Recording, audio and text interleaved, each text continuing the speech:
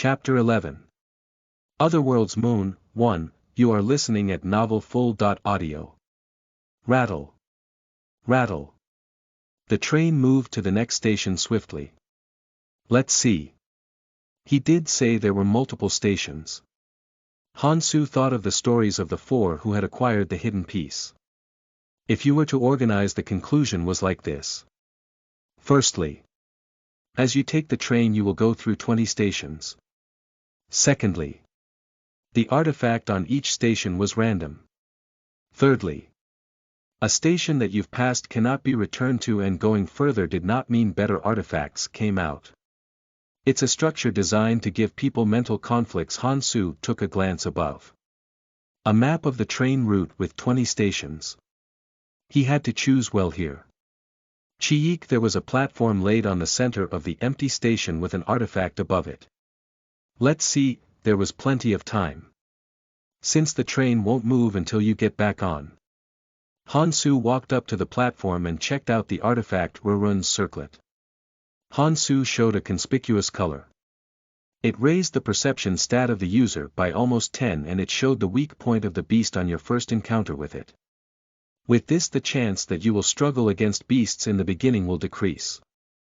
The requirements was that you needed 25 or higher perception, but it was well worth it.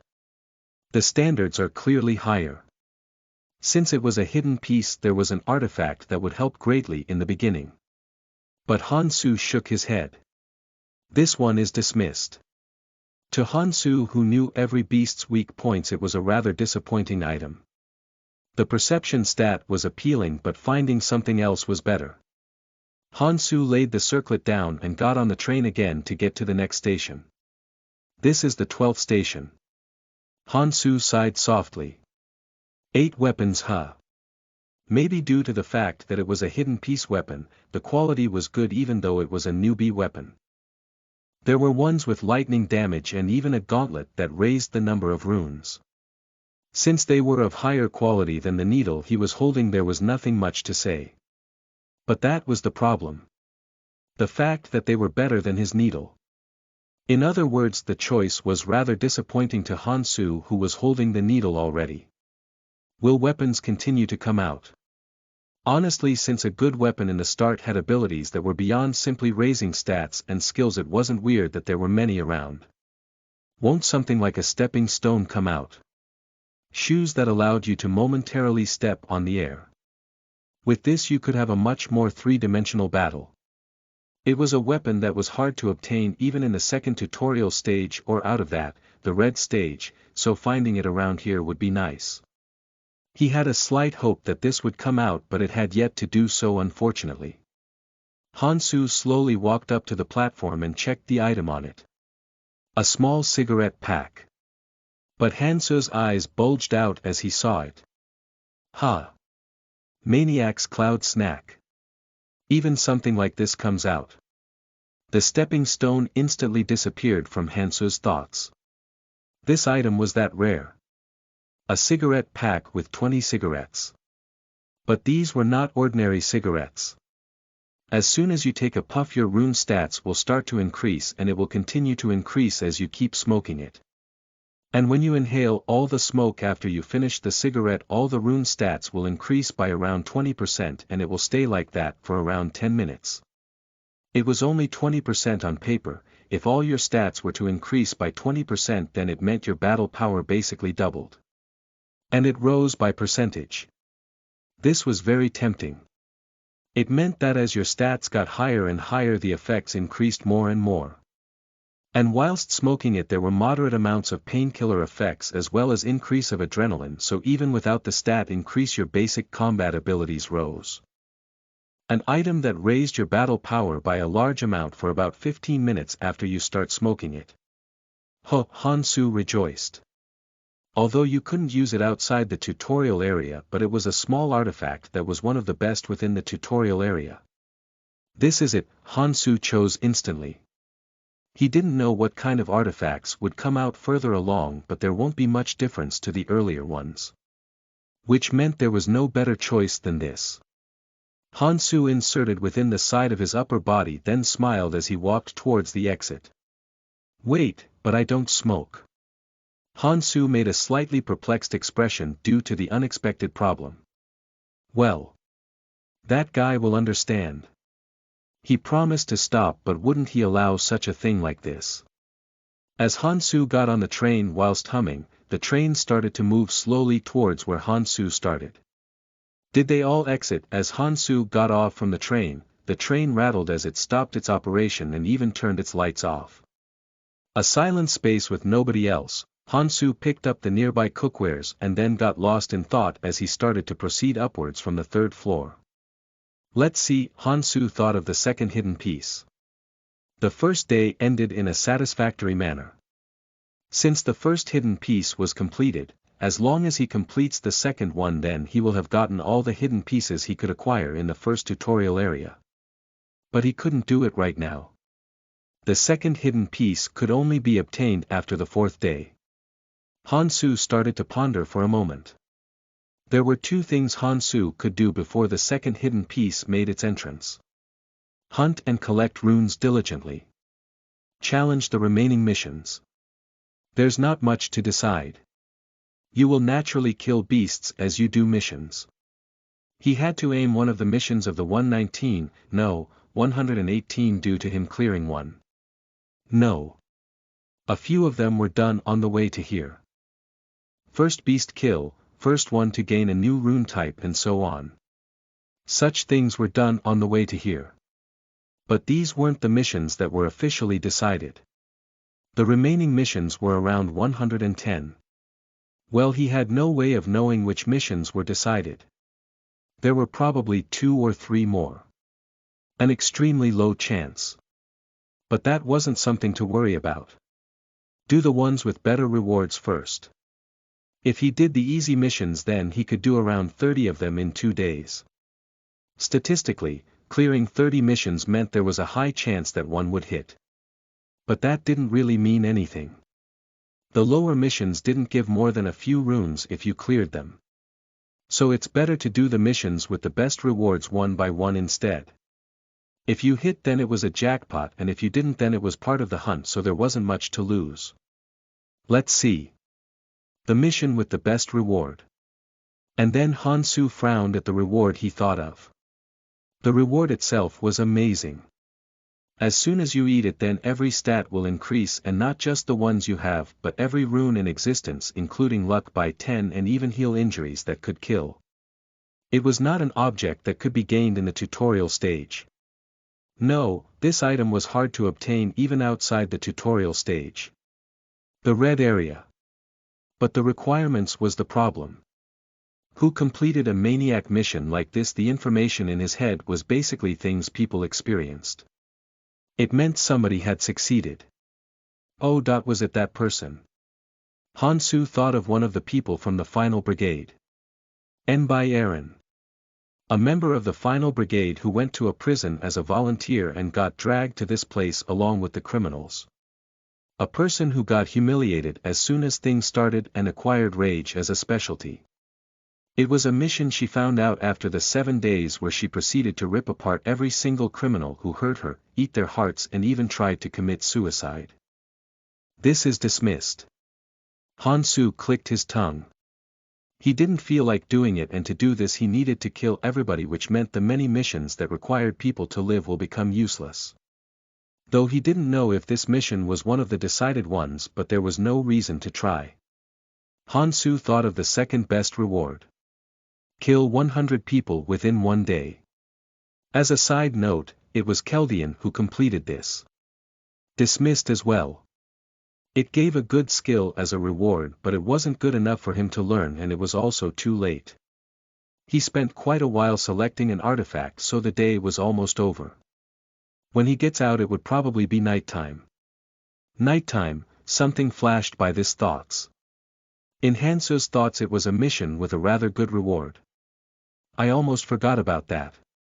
When the first night is over, that chance also disappears. It was better to do this first than the other missions with better rewards. This is first for now. I should fill up my stamina quite a bit though, since while the is up, he would become very busy in order to acquire that. Hansu felt hungry and headed towards the convenience store.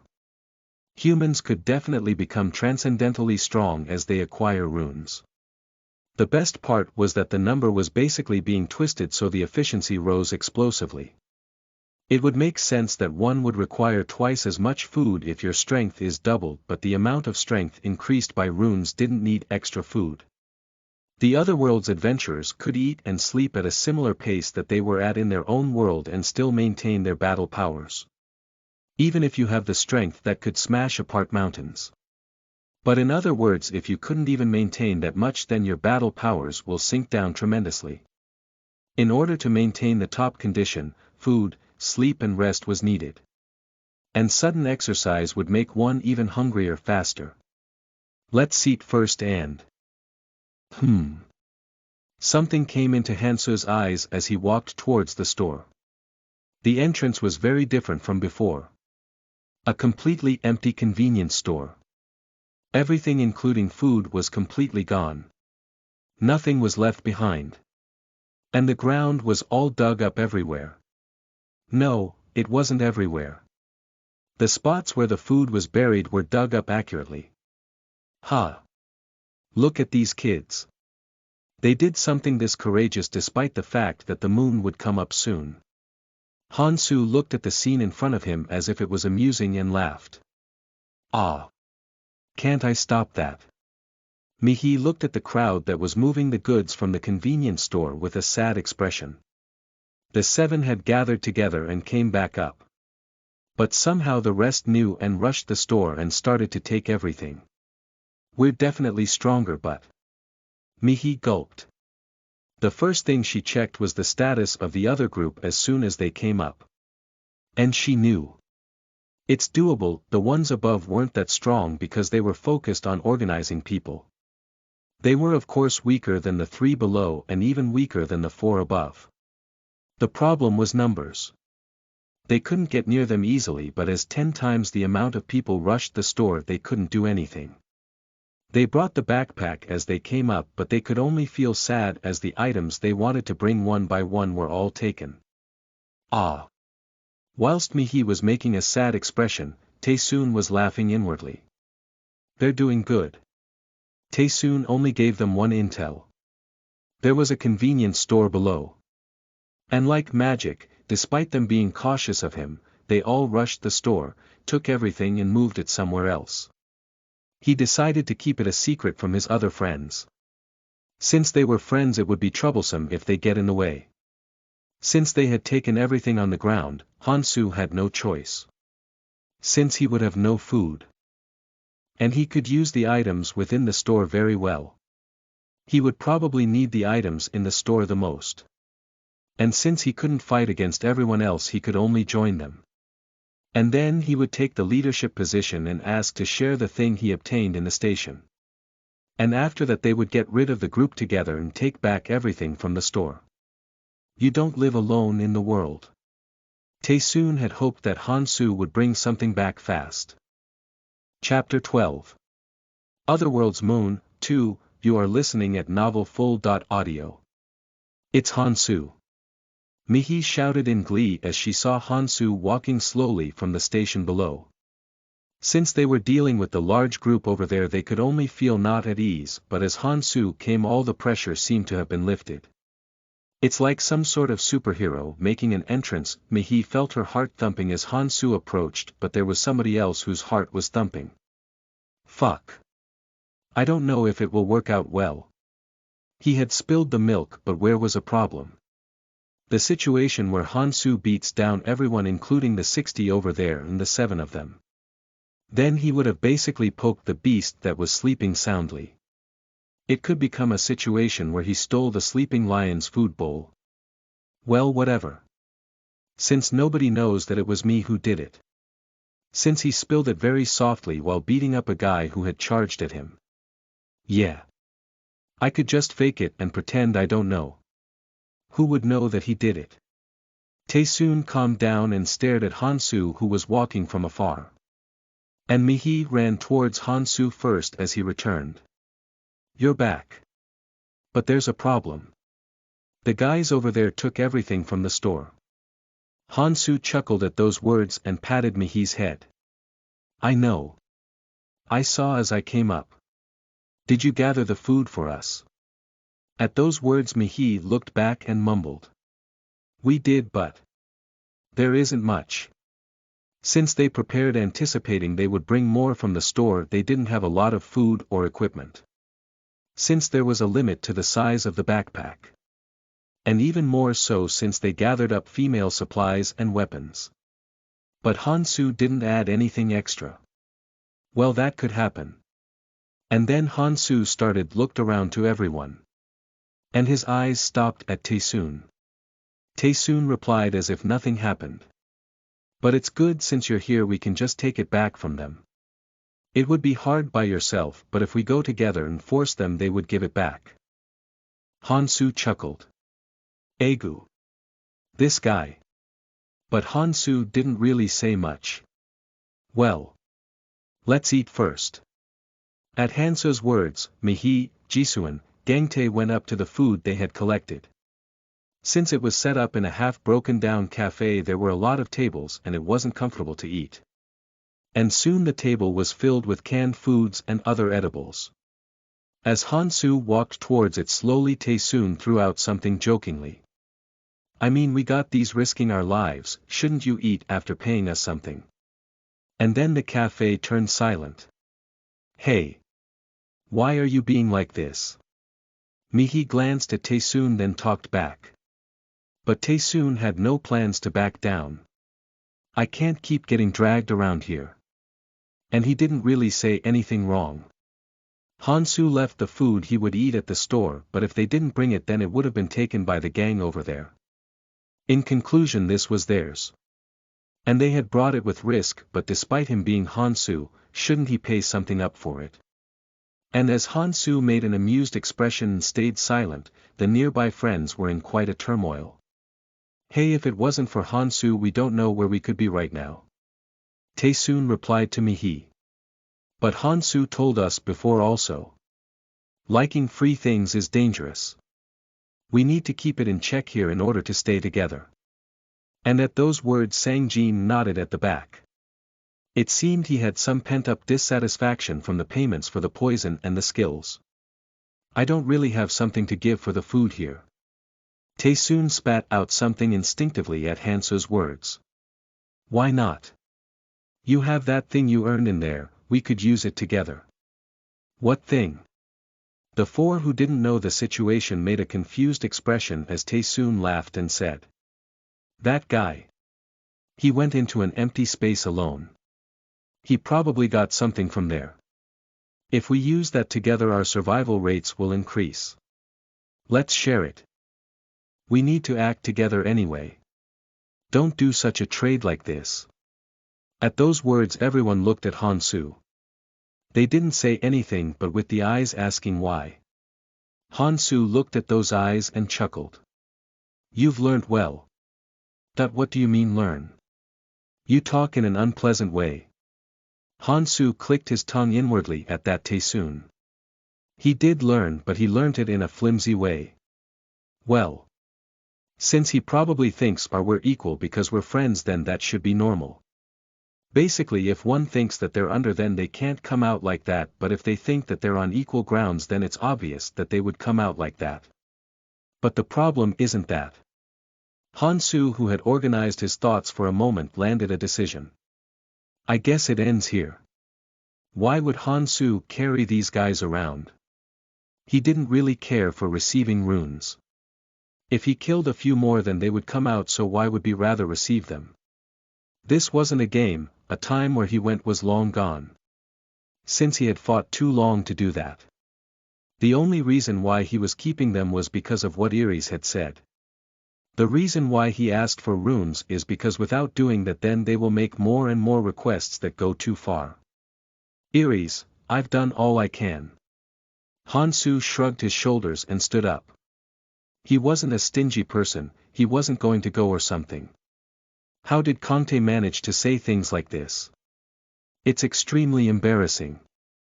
Well, these guys aren't really enemies, if they separate then that's the end of it. Well. It's okay. Stay well. Be strong from now on. Everyone was startled at Hansu's words as he got up. They knew that it would become instantaneously hard without Hansu. He only wanted to set the mood, not make him leave. And only then they started to make Taesoon stop. Why are you being like this? Don't fight. The friends were talking around him, but Taesoon landed a decision. Yeah, get lost. They were 7. If they act the way he taught them, then they could safely gather a lot of runes fast without moving around dangerously like him. No, even if he got weaker, he didn't like the fact that somebody was above him. And that attitude. It was an attitude that showed someone like himself was not even necessary. That really pissed him off. Motherfucker, as Taesoon saw Mihi slowly walk towards Hansu, he got even angrier and then spat out. Go if you want to go. Principles and principles. If we really give this out for free, there will be no end. I don't know what you're thinking, but we don't need him. Then there was somebody who followed his footsteps. Hey! Jin Mihi. Are you really going? And leaving us behind? Mihi clenched her teeth at Taesoon's words. I must live. The reason why the others didn't move because they didn't see Hansu fighting below. Mihi, who had seen that, knew instantly who was safer to go with. I'm going with Hansu. Can you take me? Then Hansu shook his head. I can't take you. Ah. But Hansu added at Mihi, who was in despair. But I can't really say anything about you following me. Phew. Taesoon talked coldly at Mihi, who was sighing from relief. You can't go. You didn't pay back the rune. To Sangjin. Mihi can't leave. Since she has a precious skill. And if she has a debt, she can't leave like that. And where will I send you? A girl that he had eyes upon since admission. A situation like this was a great chance. Ah. And then Mihi made a sad noise as she thought of borrowing runes from Sangjin. Then Sangjin shook his head. It's okay. I'm following too. What? At those words Taesoon clenched his teeth. This guy who was always behind me. That guy's dad works at his dad's company. And that was the reason why he couldn't leave so far. He had used him well so far, but to suddenly come out like this. Yeah. Get lost, you have nothing to do with me now, huh? Taesoon spat out while clenching his teeth. Yeah. Get lost then. The 4 who were looking at the bickering between Sangjin, Mihi, Hansu and Taesoon seemed to be in a turmoil, but then decided to stay next to Taesoon and moved next to him. Since they didn't feel right about leaving and since all the food was here. Taesoon looked at the 3 leaving, clenched his teeth but then shook his head instead. No, it turned out for the better. Now the leadership position has came back to him. They weren't at the level of Mihi, but the 3 girls here were pretty high quality and there was nobody stronger than him. For hunts he could just watch Hansu to somewhat figure out the weaknesses and then go hunt somewhere else. And all the food was here too. As long as there aren't any more problems, then there weren't going to be situations where their lives would be in danger. After I get strong enough, I can slowly make my way through. Taesoon breathed in and out, then laughed as he saw the friends who were looking at his back and not Hansu's. Sangjin looked at Hansu with a dissatisfied expression and said. We don't really have to do anything. All the food is with them. At Sangjin's words there was some resentment. If it's Hansu, then he could probably take it all back. And he stuck with Hansu because he thought he would do that. But Hansu did not carry anything out. What are his thoughts exactly? Sangjin did not understand Hansu. Since he didn't bring out any food. He had the strength to do whatever he felt, but why was he like that? Hansu chuckled at those words. Since he could tell what he was thinking. Well. If they don't know about the moon. The food they have is useless food already. Why would he bicker around regarding things that were already useless? It seems it's almost midnight. Hansu looked at the sky. At the sudden action, Sangjin and Mihi also looked at the sky. In the middle of the dark sky there was a single round moon floating. An extremely normal full moon. And then something weird came into Mihi's sight. Did I see wrong? Mihi made a slit with her eyes and looked at the moon. It was like something flickered on the moon. Mihi, who had been looking at the moon, suddenly got the chills all over her body and almost felt bad. Blink. The moon blinked its eyes. The surface of the moon split open with a crack and then a frightening eye appeared. The iris on the center of the eye moved back and forth without stopping as it scanned every living organism around. Since everyone's left, let's just eat. Taesoon said energetically as he walked towards the table. Jisuan looked at Taesoon with a slightly anxious look. Shouldn't we at least make up? I think we need Hansu. At those words, flames rose up from within Taesoon. That bitch has already gotten lost. Why are you looking for that bitch? But Taesoon managed to laugh on the surface. His situation wasn't quite well set yet. If he makes a mistake then they could all leave to Hansu. No. Look at that guy. He has something he had but he's using it alone. He's a guy that would only make trouble if he stayed. Honestly Jisuan didn't like that either. If there was something good then it won't even be enough to use it together but to leave just like that. And Taesoon, who had seen Jisuan's expression, added strength to his voice. And all the food is here too. If they're hungry they'll come back. Won't they listen better then? And then Taesoon started to take out the food from the bag. And at that moment something happened. Ha! A strand of moonlight came into the room. As if the light bended. And as if it was searching for something, searching every corner. And at the snake-like light that entered the room, the food that had been shown upon started to burn. What is going on? Taesoon rushed and checked the rest of the food. But the food that was stacked was all burnt down without anything remaining. Goddamn. How did this happen? Taesoon and the remaining four cried out in shock from the strange phenomena that melted down all the food in the interval of a few seconds. Chapter 13. Otherworld's Moon, 3, you are listening at novelfull.audio. Ha! Who? Sangjin made a shocked face as he saw the chocolate bar in his hand burn down to nothing. One of the few things he took before coming out. When he quickly checked, the contents of his bag and his pockets were disappearing at a fast pace. Sangjin urgently looked at Hansu and shouted. How did this happen? And then Hansu shrugged his shoulders. Even if I have psychic powers, how would I know of something like that? Ah!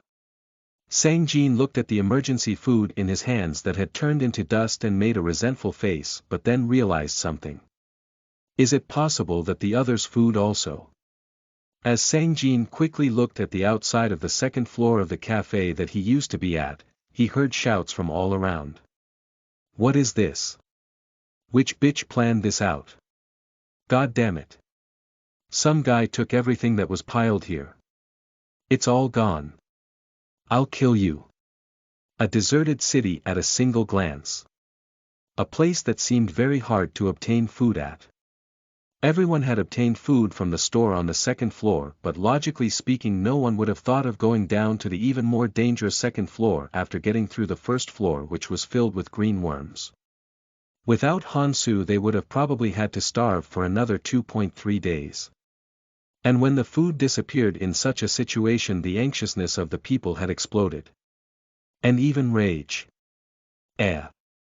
As Sangjin groaned at the chaos afar, Hansu smiled bitterly. It's really a God-forsaken world, not a single moment will be left in peace. Firstly, because of that, all the foods that one had in possession will burn down and disappear. Which meant that it was impossible to stock up on foods and then nibble away at it. That's why I told them to not take them all. TSK, if you leave it in the convenience store that it does not count as being in one's possession so it remains. The reason why he had buried it was to share it with the seven after climbing back up with them. The residents of the otherworld must scavenge food every day. No matter if you search for every food within the corners. No matter if you kill a beast, find a way to get rid of the toxicity and then eat it. If only it ended there, and soon another change occurred. White light started to come off from people's bodies. As if they were shrouded with moonlight. Ha! Sangjin panicked as he saw his chance and then looked around. And then he drooled. They could see where every single one of the 100 were. No matter if they were blocked by a wall. The moonlight was showing each other's locations and was sharing them. When he turned around, Mihi and Hansu's body had moonlight coming off of them also. Ah! From the feeling of being naked, Sangjin and Mihi clenched their teeth. There was no way that their location being exposed would feel good. Goddamit, Hansu, who had been looking at the two, stood up. Since the moon has risen, it was time to move. Where are you going? As the two asked anxiously, Hansu shrugged his shoulders. Gotta do work. It was a reward that could only be gained on the first night of the tutorial and only when you clear the mission while the moon was up. The requirements were rather simple. The problem was that it was on the first night. Most people will figure out their situation after the first night and then will zealously hunt for food. Beasts will naturally come into their views and naturally they will get their carcasses to cook them around the second day, but a situation where one cooks the toxic beast within the first day to eat it was rare. The jar that you obtain after all this is rather simple. It hid the food away from the eyesight of the moon and always kept the food inside fresh. The name was a jar, but it was in the form of a small pouch. And the storage amount is important. The storage amount was 5 times the amount of food you eat within 6 hours. One person's worth meant 5 people's worth of space, 10 people's worth of food eaten meant that you could store 50 people's worth of food. The fact that you could store food was very advantageous in this situation where that damnable was up. He had to eat as much as possible. But that I should cook things thoroughly, it was rather simple, but to do that a lot of preparation was needed. Since you need to get rid of the toxins within the carcass. Cooking, huh? It's been a while. Cooking was one of Hansu's hobbies. Since it was one of the things that made the tongue happy as well as being one of the small moments of happiness. And it was one of the basics in order to survive within the abyss where the moon came up. Bubble bubble Hansu leisurely boiled goblin blood as he was lost in thoughts. The current amount of carcasses in possession are 4 kinds: goblin, green worm, land mermaid, barbed snake. And out of the 4, if you cross out the land mermaid that you cannot eat even after you cook it, it leaves him with 3 kinds. And out of those the green worm's carcass was rather difficult to detoxify with the materials you could obtain. The main ingredients will become goblin and barbed snake. In the abyss or the otherworld, if you can cook the beasts well then their meat becomes amazing. One of the friends told him that, so it's likely that it's true. Bubble bubble bubble. Whilst he was boiling the blood to get rid of the toxins within the meat, Hansu pulled out the kitchen knife embedded on the barbed snake, sharpened it and then started to chop the barbed snake up. The barbed snake has no toxin, so you can even eat it right away by making sashimi. The only problem was that it was hard to catch and that there wasn't much to eat because it was mostly hard muscle. He took a slice, chewed on it, and then made a content smile as he gulped it down. It's rather good. The chewy taste was rather good. The seasoning was a little disappointing, but the texture itself gave satisfaction. Sangjin looked at Hansu with a priceless expression. Isn't this guy just insane? He was eating the monster meat in such a leisurely way. If somebody saw, they might have mistaken him for eating sashimi by the seaside. But whilst Sangjin was cursing Hansu off, Mihi had a slightly different thought. Is that something you have to do too? What are you talking about? The one who had answered Mihi's insensitive question was Sangjin. Mihi replied at that. He could just move away and hunt, but he's doing that instead. Hansu had never done anything unnecessary. Hansu, who had continuously reminded them of hunting, was cooking like that, which meant it was a necessary action. There was only reason why Mihi thought like that. She didn't know what Hansu's psychic powers were exactly. She could guess somewhat. He knew what to do in order to achieve rewards. Hansu looked at that Mihi contently. Good, she was growing up well. But Sangjin wasn't really happy at Mihi's words. He would probably just eat it by himself this time anyways. At those words Hansu looked at Sangjin and then answered. You guess correctly. Ha! Sangjin was instead flustered by Hansu's confident words. God damn it. What do we do? Jisuan, who was grabbing onto Gangtae anxiously, yelled at Taesoon. Shouts were coming from afar. Didn't the ones who went to the store first do some tricks on the food?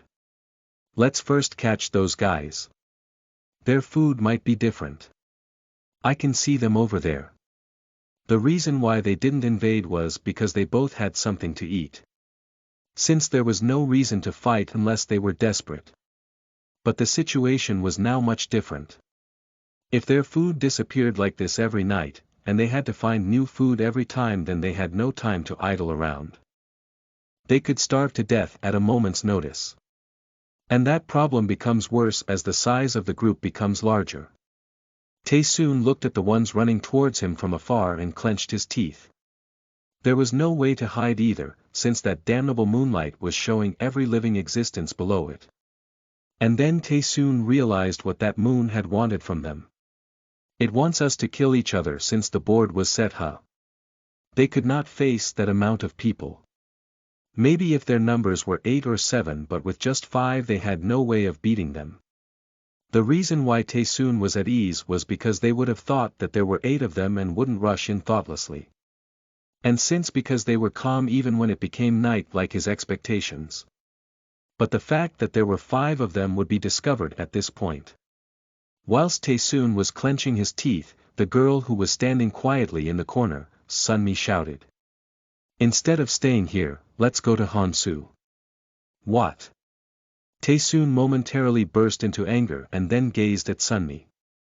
Sunmi was slightly scared by that expression but then shouted. Then what do you want us to do? Are you going to fight them with only 5 of us? Taesoon clenched his teeth at those words. He only has strong confidence. Sunmi clicked her tongue inwardly but didn't show it. Every person had a limit, and if they went past Taesoon's limits in a disadvantageous situation like this, then they couldn't expect what would happen. Whatever happened, the strongest of the 5 was Taesoon. Sunmi organized her thoughts and then spoke cautiously as if she was soothing Taesoon down. Instead of this, let's cooperate. We aren't going to Hansu, we're just combining our strength. If we become 8, then they can't look down on us. After we buy time, we can explain that our food has also disappeared. Who? Taesoon calmed down at Sunmi's words of combining their strength and not going to Hansu for help. Yeah. We aren't going out to find that guy for help. We're just combining our strength. No matter if it was Hansu, it would be hard to handle the enraged mob. He definitely cannot ignore the strength of the 5 of them. Taesoon, who had organized his thoughts, stood up and spoke. Yeah. We need to help him. Let's go. Retard. He seems to still think that this is a world where his father exists. Sunmi belittled Taesoon, who was holding up his confidence even in a situation like this, but didn't really add extra comments. Since there was no reason to make enemies. Damn. I stayed here only because of the food, but it was a blow. I should have noticed when that bitch Mihi stuck onto him. Sunmi clicked her tongue. She didn't follow that group because she didn't want to be pushed back by Mihi. In this group, without Mihi here, her beauty was at the top, and then she could probably control the 2 men with ease. And there was no problem since she usually acted as the leader of the 3 who were here. But it had led to this situation. I have to grab onto a new opportunity. Sunmi, who looked at Taesoon, who was wheezing out pitifully, thought of Hansu and ran as she bit her lips. But at that moment something flew in from behind with a very fast speed. Yuwak. Splash as the mysterious object latched onto his ankles, Taesun's ankles were entangled and he fell just like that. Ah! Ah! Taesun tried to untie the yellow thing that had bound his legs but that thing on his ankles just got tighter and tighter. Fuck! It's a skill. Taesun panicked and shouted while looking at his friends. Hey! Hey! Carry me and run please. But Jisuan, Sunmi and others who were looking at that Taesun, hesitated for a moment but then abandoned him as they ran. Taesun roared in rage as he saw his friends act like that. You bitches! Hey now! Why is such a young friend like you cursing like that? Taesun spun his head as he heard the footsteps and the voice from behind. Dozens of people who had red eyes due to being angry were walking towards him. These people were extremely agitated from the fact that all their food had suddenly disappeared as well as the danger they felt from their positions being exposed. While Taesun felt the chills on his back from the eyes of the gang that could beat him at a moment's notice, the man who had been standing in the very front spoke as he laughed. How is it? It's called Oran's adhesive. While you guys were doing things we were also working. Since our numbers were high things like this dropped. But why is there only 5 of you? Where did the other 3 go? He thought there were 8 of them but even if he added the ones running away there were only 5 in total. Taesun rapidly answered at those words. I'll say everything I know. He knew a lot of things about Hansu's group. If they hear about that they will be tempted. And he was rather skilled too. It wasn't impossible to join that gang. At those words the leader of the gang who was standing in the front, Gilte, smiled as he spoke. Such a young guy, I like that you catch on quickly. I'll take you in. But after we take care of something. And then somebody came out from behind. Fuck. As Taesun saw the guy who he had beaten up to slip intel while coming out of the station checking him out like a snake, he gritted his teeth. You shouldn't beat somebody up because you feel like it. Since we're going to be together from now on let's settle things here first. As soon as Gilte's words ended, an unbiased violence started. Pyuk. Uk. Yuk. He had a skill too but maybe due to the enemy having raised his stats for quite a while or maybe because he wasn't on guard, it felt like his intestines were being twisted and turned. But Taesun held back his screams forcefully. If he screamed then they will enjoy it more and he will become more pitiful. I'll kill them all. Hansu who had turned him like this, and the 4 who had abandoned him, he would kill them all. Taesun grinded his teeth at the 4 lights running and the 3 lights at the end as he was getting beat up. Hansu mumbled as he saw the lights running towards him from afar. They're coming. To be honest, this mission had a higher chance of being selected out of the missions. After seeing the statistics it seemed that this mission had boasted a much higher percentage than the others. But he hadn't seen many people who had obtained this. The method of obtaining it was simple. Eat as much food as you can while the moon is up. But there was a condition. That you needed to be selfish. And that it was only given to the one person who had eaten the most. Since it was a selfish wealthy man's food jar. He could not share anything he cooked himself. While he couldn't hide himself anywhere. While everybody was going crazy from the disappearance of food. If you can get through this situation and selfishly hide and eat the food, only then the jar will show off its powers. As if it meant that you need to at least do that much to hide the food from the moon. Anyways, the guy who had selected the mission really had an evil hobby. Hansu laughed at Sangjin and Mihi. If you don't like it then you can leave. It seems like there will be a lot of guests for the meal. First night of the tutorial. The experience and the situation of the tutorial from the people of the final brigade had different, but where was a common point? That nobody went through it with ease. Something always blew up on the first night. Perhaps I will be able to complete a lot of missions tonight. Hansu started to warm up his body slowly as he chewed on the barbed snake's meat. Translators note this chapter was extra long, in Chapter 14. Otherworld's Moon, 4, you are listening at novelfull.audio.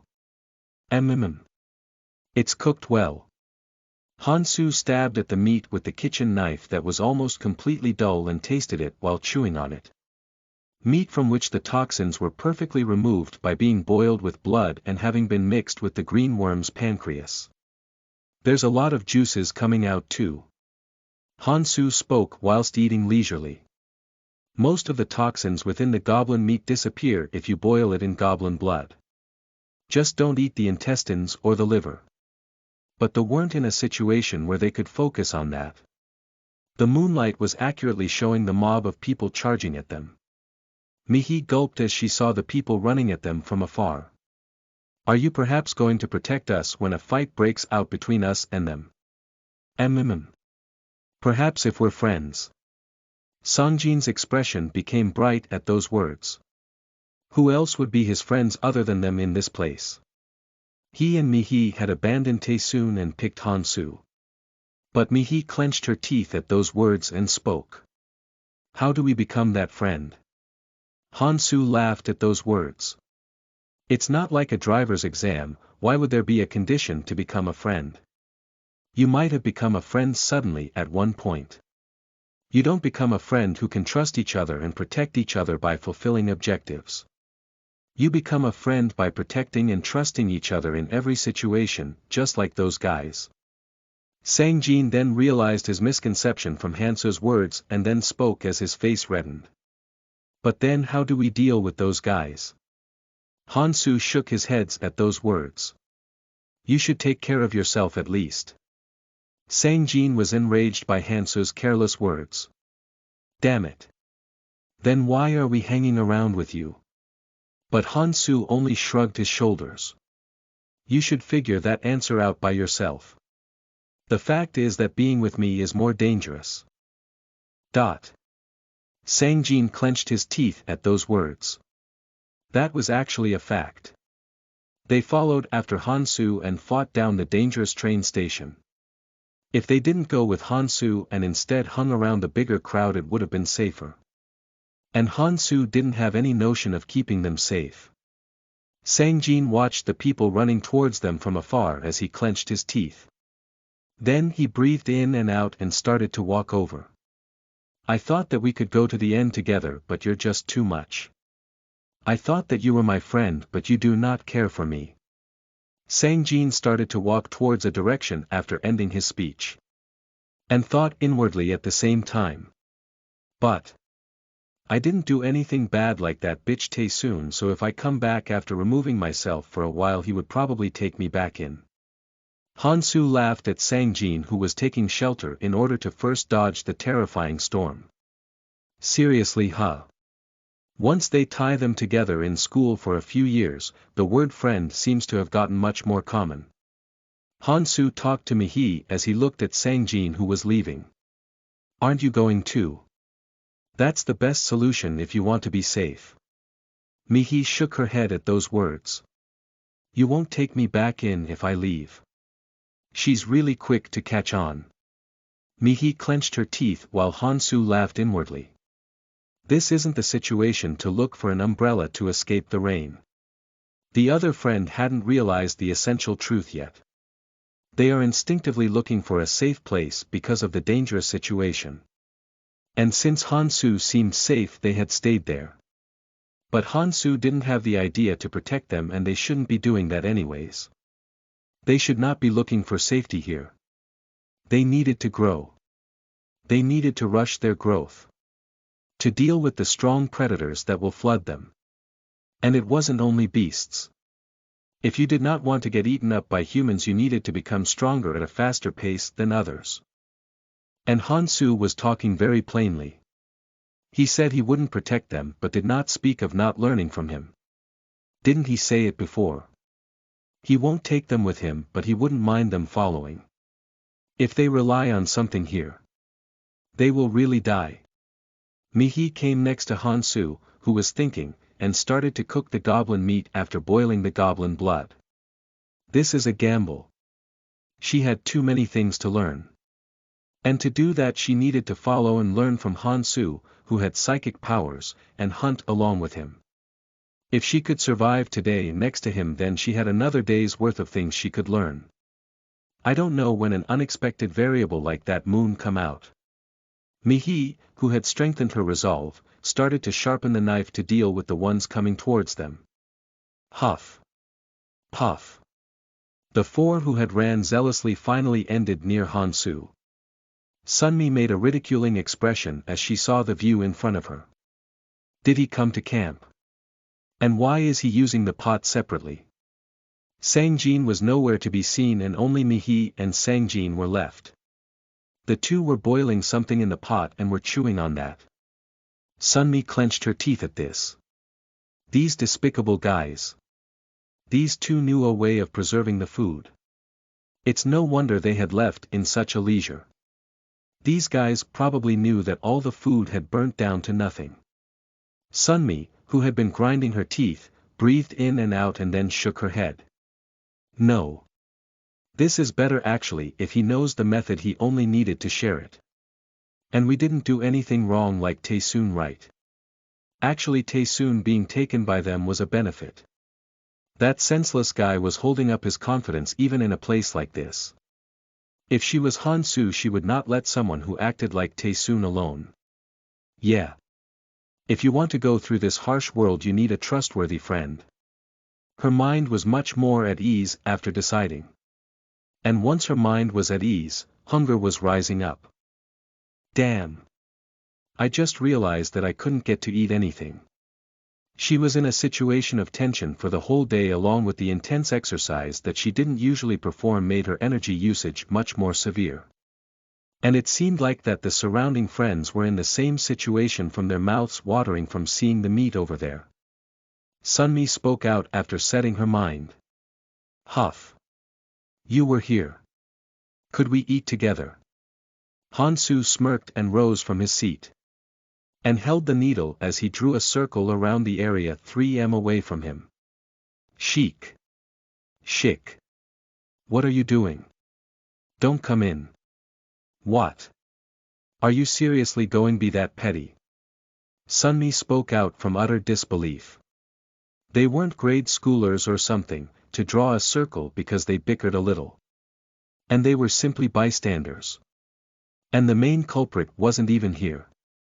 But Hansu didn't reply as he went back to his seat and started to chew as he continued his meal.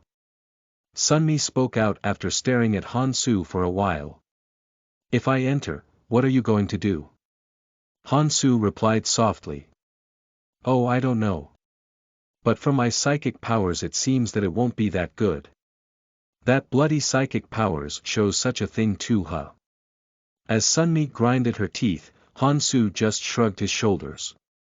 I know other things too. Like if you stay here it would be dangerous for you. As soon as Hansu spoke the four quickly looked behind them. They had forgotten momentarily from the security and distraction from the food in front of their eyes. That they were being chased. The mob was screaming in rage as they were running towards them. BL.net, look at those bitches. They are cooking by themselves. I know this would happen. Those bitches are the ones that went into the convenience store first. You dare to trick us. And in front of the mob, there was a half-beaten up Taesoon. Jisuan shouted in glee. Taesoon. You were Saf, shut up. You despicable bitch. You dare to leave me behind like that. Sunmi, Jisuan and the others were startled at the enraged shouts that was resonating through the air. They were indeed in a hurry but they did indeed leave a friend behind. But Jisuan rebutted in a hurry. No, it isn't like that. Listen to me. We were going to come to Hansu and ask for help. This crazy bitch. You dare say that? Taesoon shouted as he grinded his teeth. By that point he would have been badly beaten up.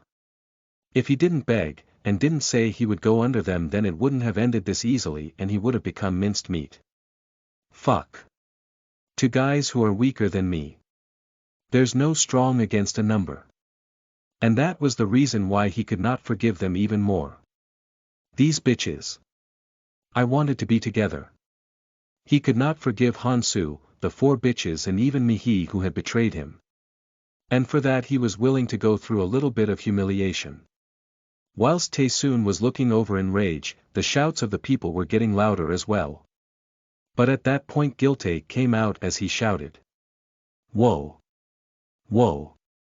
Calm down first everybody. The new guy should calm down too. It was the words of one person but they were rather intimidated. He has controlled the mob rather well. Hansu nodded at the guy who had spoke to him when he first left. Since he came with a bunch of scruffy guys who treated him as the boss, so controlling a mob wasn't that hard. Since he didn't seem like a normal person. Gilte smiled as he looked at Hansu. It's good to see you again. A young person has such abilities. Where did you get the meat? Hansu bobbed his chin at those words. Why are you looking for meat from me when there's meat everywhere? Gilte looked around the corpses that had been stacked around him. He ate that.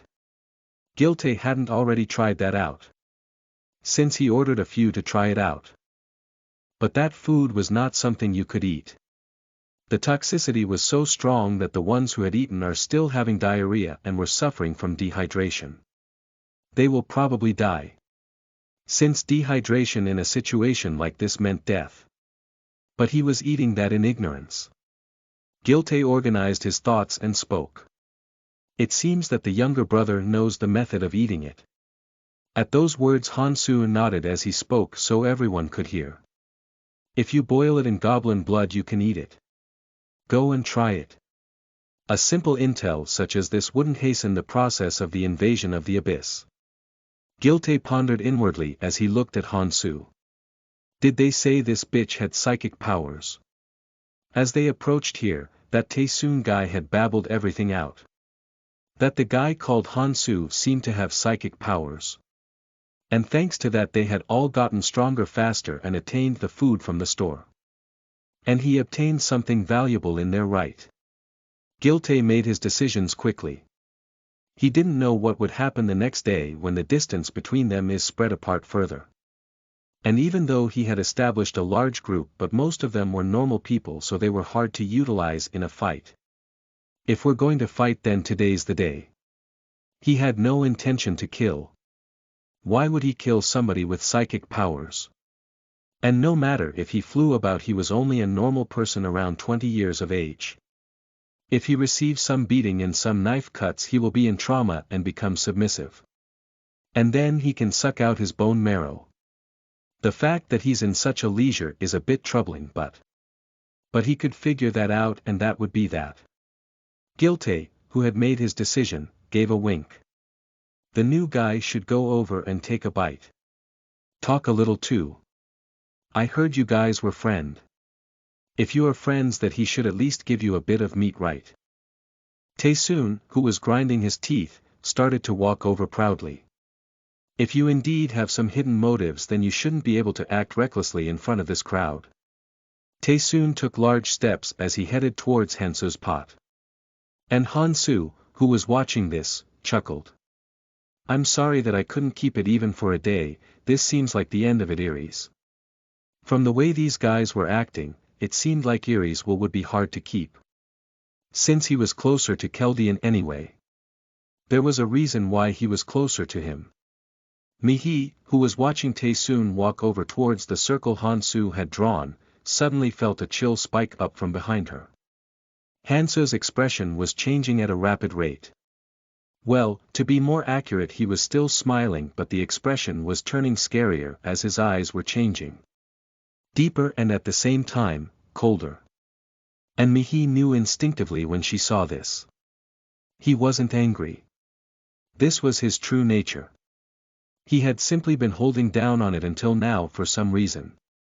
She then realized that no matter how selfish Taesoon and the others acted in front of Hansu they had never blocked his way or disturbed him in any way.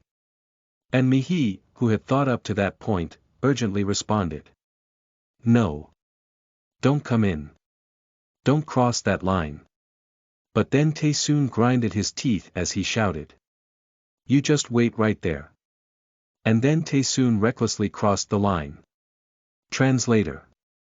Ekdud TL Check. Kabato-chan Desuki. Chapter 15. Otherworld's Moon, 5, you are listening at novelfull.audio. Aries and Chaldean often bickered with each other even when they started working together due to differences in opinion. Aries always said this. Chaldean said this. And because of that their thoughts were unified. And Hansu agreed with this. Thukunk.ha. Taesoon made a confused expression as the foot he had set forward slanted on an angle. And he knew instantly that the foot he had set over the line had been cut off. Taesoon fell and screamed as he saw the kitchen knife that seemed to have cut off his ankles being stuck on the ground in front of his eyes. Whack! Everyone felt the horror in their hairs and bones as they saw Taesoon roll about on the floor without an ankle. The enraged voices quieted down and only silence was left. The fact that he was strong enough to the point where he cut an ankle off by throwing a kitchen knife was a problem, but it wasn't the root of the silence. It was the fact that he had cut off his leg because he had crossed the line. And that look. Fuck. What kind of college student has an expression like that? What kind of work did he do? Gilte grinded his teeth as he saw his eyes from afar. As Taesoon saw everyone hesitating, he grinded his teeth. These bitches who were so confident. These sons of bitches.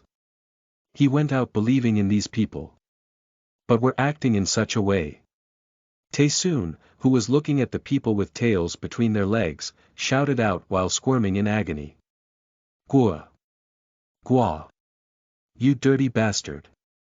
You do this much to a friend just because you don't want to give a piece of meat. Truthfully, it didn't seem like that was the root of the problem. But that wasn't important. The important fact was that that guy needed to die right now. And to do that he needed to stimulate the ones over there who were cowering like dogs with their tail between their legs. Taesoon spat out an evil shout. You guys. Think well. Do you think that the guy who does this to me because he didn't want to give out a piece of meat would let you live once he gets stronger? And then everyone felt the horror in their hairs and bones. Those words were right. The already strong guy had risen up this much in just a day. And he had obtained a strange weapon as well. What would happen if he increases the gap in a few days? And if that happened, would a guy who carelessly sent his friend's leg flying leave them alive? Hit him now. You guys are watching like this because you have no confidence in winning. Gilte grinded his teeth. They didn't know if those words were correct. L.RG, but they couldn't give up the chance right now. Even if he didn't have such thoughts, if he becomes strong enough to easily push them down with his hands, and if he needs extra runes in order to become stronger, then it will become a disaster. If he were to attack them in surprise during the day, then they would just become a vending machine that is giving out all their runes. They had to kill him while everyone was excited, had their weapon, and escape was impossible due to the light coming out of their bodies. Prepare yourselves. Hansu shrugged his shoulders at the atmosphere that was becoming sinister. There was a bit of misunderstanding, but the conclusion was the same. There was no point in persuading the guys who were charging at him with a death wish. And there was no reason to take care of them all. Since an easily set fire is easy to extinguish. One step at the time, staring from the ones who crossed over the mountain, he had to finish in an overwhelming fashion. Since only then the other guys who charge at him thoughtlessly disappear. And it seemed that there were some people with skills in that crowd. They hadn't hunted much, but their body was good from the start, so their basic stats were good. And to crush those guys his current battle powers were a bit lacking. Cloud Snack is a bit wasteful, he couldn't use such a thing which he had 20 of. He needed it to fight the guy blocking the second hidden piece at the. Hansu absorbed all the runes in his wrist. Since there was no need to trade runes for the moment. All his stats like his strength shot up instantly. Kong Hansu, strength. 40.3 stamina. 39.8 agility. 26.1 perception. 27.2 Magic Resistance. 13 Hansu stood up from his seat after absorbing all the runes and walked forward after pulling out the needle. This is going to hurt a little. Since it started already. Before the night ends he will try out every mission with people as subjects. The fairies were so evil-natured that most missions weren't suited for teenagers to watch. But since they started the fight they should at least be punished that much. First. It seems N by Aaron did this too. Anyway, it seems I'll be busy in order to try out all 37 missions with people as subjects.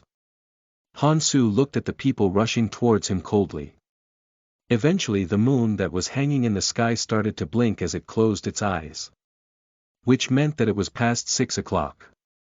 As the moon closed its eyes the lights that were stuck on the people's body started to disappear.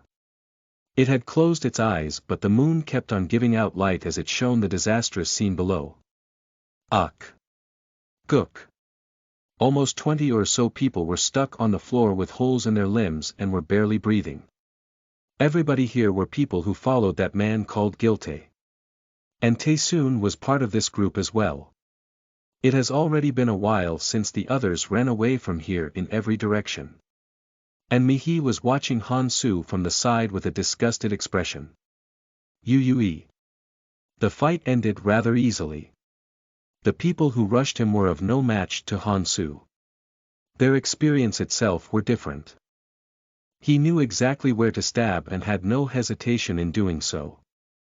No, even if they had similar experiences and skills, their stats were different. Hansu, who had absorbed all his runes, flew around like a flying tiger and gave the people rushing towards him holes in their limbs one by one. Hansu had injuries on his body but compared to those of lying below, it was basically nothing. As the people in their front fell down with holes in their body, the people who were stimulated from the food problem realized that the current problem was receiving holes in their body and not the food and had all ran away. And Hansu, who had been eating food next to the fallen people, stopped eating as the moon set. Because he simply ate too much. I think I've almost eaten around 3 days worth. One would get bored of beef if they eat a lot but since he ate about 3 days worth his stomach was about to burst. As Hansu looked into the air split apart as a fairy came out. As soon as the fairy came out, it looked around and then smiled. You are doing very well. To even take the second mission. And then the fairy handed over a small pouch and explained it. This is a pouch that can hide the food from the moonlight. Let's see. It seems you will be able to store around 2 weeks worth of food. Hee hee. If you leave them in here then they won't go bad so use it efficiently. The fairy, who had spoken what it wanted to say, disappeared through the air to somewhere else. As I expected. He was expecting a lot because this mission had a high chance of being chosen but his expectations weren't wrong. In the future there will be places such as dungeons where you will starve for a month because you cannot find food. This would be of great help in places like that. Hansu tied the pouch around the waist and then started to walk somewhere as he passed between the people lying on the ground. Well. There shouldn't be a reason to see them now. He had experimented with missions with humans as a subject all throughout the night. It was almost like torture but since they were the ones who started it there was no reason to hold back. The conclusion was that they were all fails.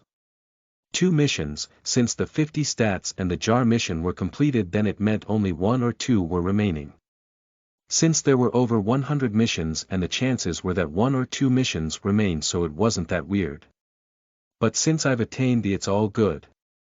Mihi carefully followed Hansu, who had completed his meal, and asked in such a situation. Aren't you going to kill them? Those guys will undoubtedly heal even though the process may be slow. Since they had led the group for a while, and had the already high vitality along with the few runes they had already obtained. And then Hansu chuckled at those words. What a scary woman you are. That's not it. I'm saying this because I'm worried about. Mihi realized how funny her words were as she finished her talk. They weren't his problem already. Whilst they were healing and laying on the ground, Hansu will become much more stronger. And that gap will become larger as they go on. No, from the beginning these guys couldn't breathe when Hansu walked past them. It will probably remain as a trauma that lasts a lifetime. Yeah. It's not the time to worry about others, but there still remained a question.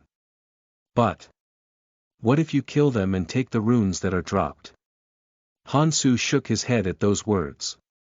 If his objectives were just to come back to the past in order to become stronger, then he probably could have done that. But this was just part of his plans. And another set of plans included him settling the rules of when the humans roamed around the abyss in the other world. After they were merged with the abyss, in order to get rid of internal disputes and to combine their strengths, they created rules of unity. And the most powerful one of those. A rule that needed to be abided by in order to save humanity. He had followed this rule for a long time. Killing a man and taking the few runes that dropped never replaced the things that one person could do. One of the reasons why the humans had been pushed around by the inhabitants of the abyss was because during the 5 years after he came, a large number of people were integrated, and naturally the strong started to see the weak people as runes and not people. And if he, who had to set up this rule, had killed someone because it was the start, then that would bring a lot of troubles towards the goal he wanted to reach once the rumors of it spread far and wide. And it wasn't that they only left runes behind when they died. There are too many eyes watching. Since he had cleared all the missions with humans as the subjects, now it was time to try missions that were against monsters. Complete as much as I can before the 4th day when the altar opens. When the altar opens, then the requirements for the second hidden piece will come into play and fill up his time. And he needed to complete as much as he can before that. Well, some lucky guys will get to eat them. Hansu left the bodies as he slowly walked towards the beast habitat on one of the corner of the Gangnam station. To a place that looked dangerous at glance. Mihi clenched her teeth as she followed Hansu's footsteps. Hansu saw Mihi as he spoke. "Aren't I scary?" Mihi had watched his actions throughout the night without blinking an eye. And she still followed him. And at those words Mihi clenched her teeth. He was scary. How could he not be scary? She had seen what Hansu had done clearly. But that's how she realized. I just need to not cross the line, then she and Hansu would remain in a mutual relationship where they can talk and walk like this. Though he is indeed a little scary, Hansu chuckled at Mihi, whose body was slightly shaking, and moved towards the hunting grounds, and Mihi disappeared behind him. And in the location where they had disappeared, Taesoon was throwing all sorts of curses whilst lying on the ground. Gu. Kim Gangtae. Park Jisuan. Kim Sunmi. Lee Heeji. You bitches. I will seriously kill you. Seriously. And especially you, Mihi. Those who had been sucking up to him in the real world had ran away as soon as they fell into danger without looking back. Bitches. I will have my revenge.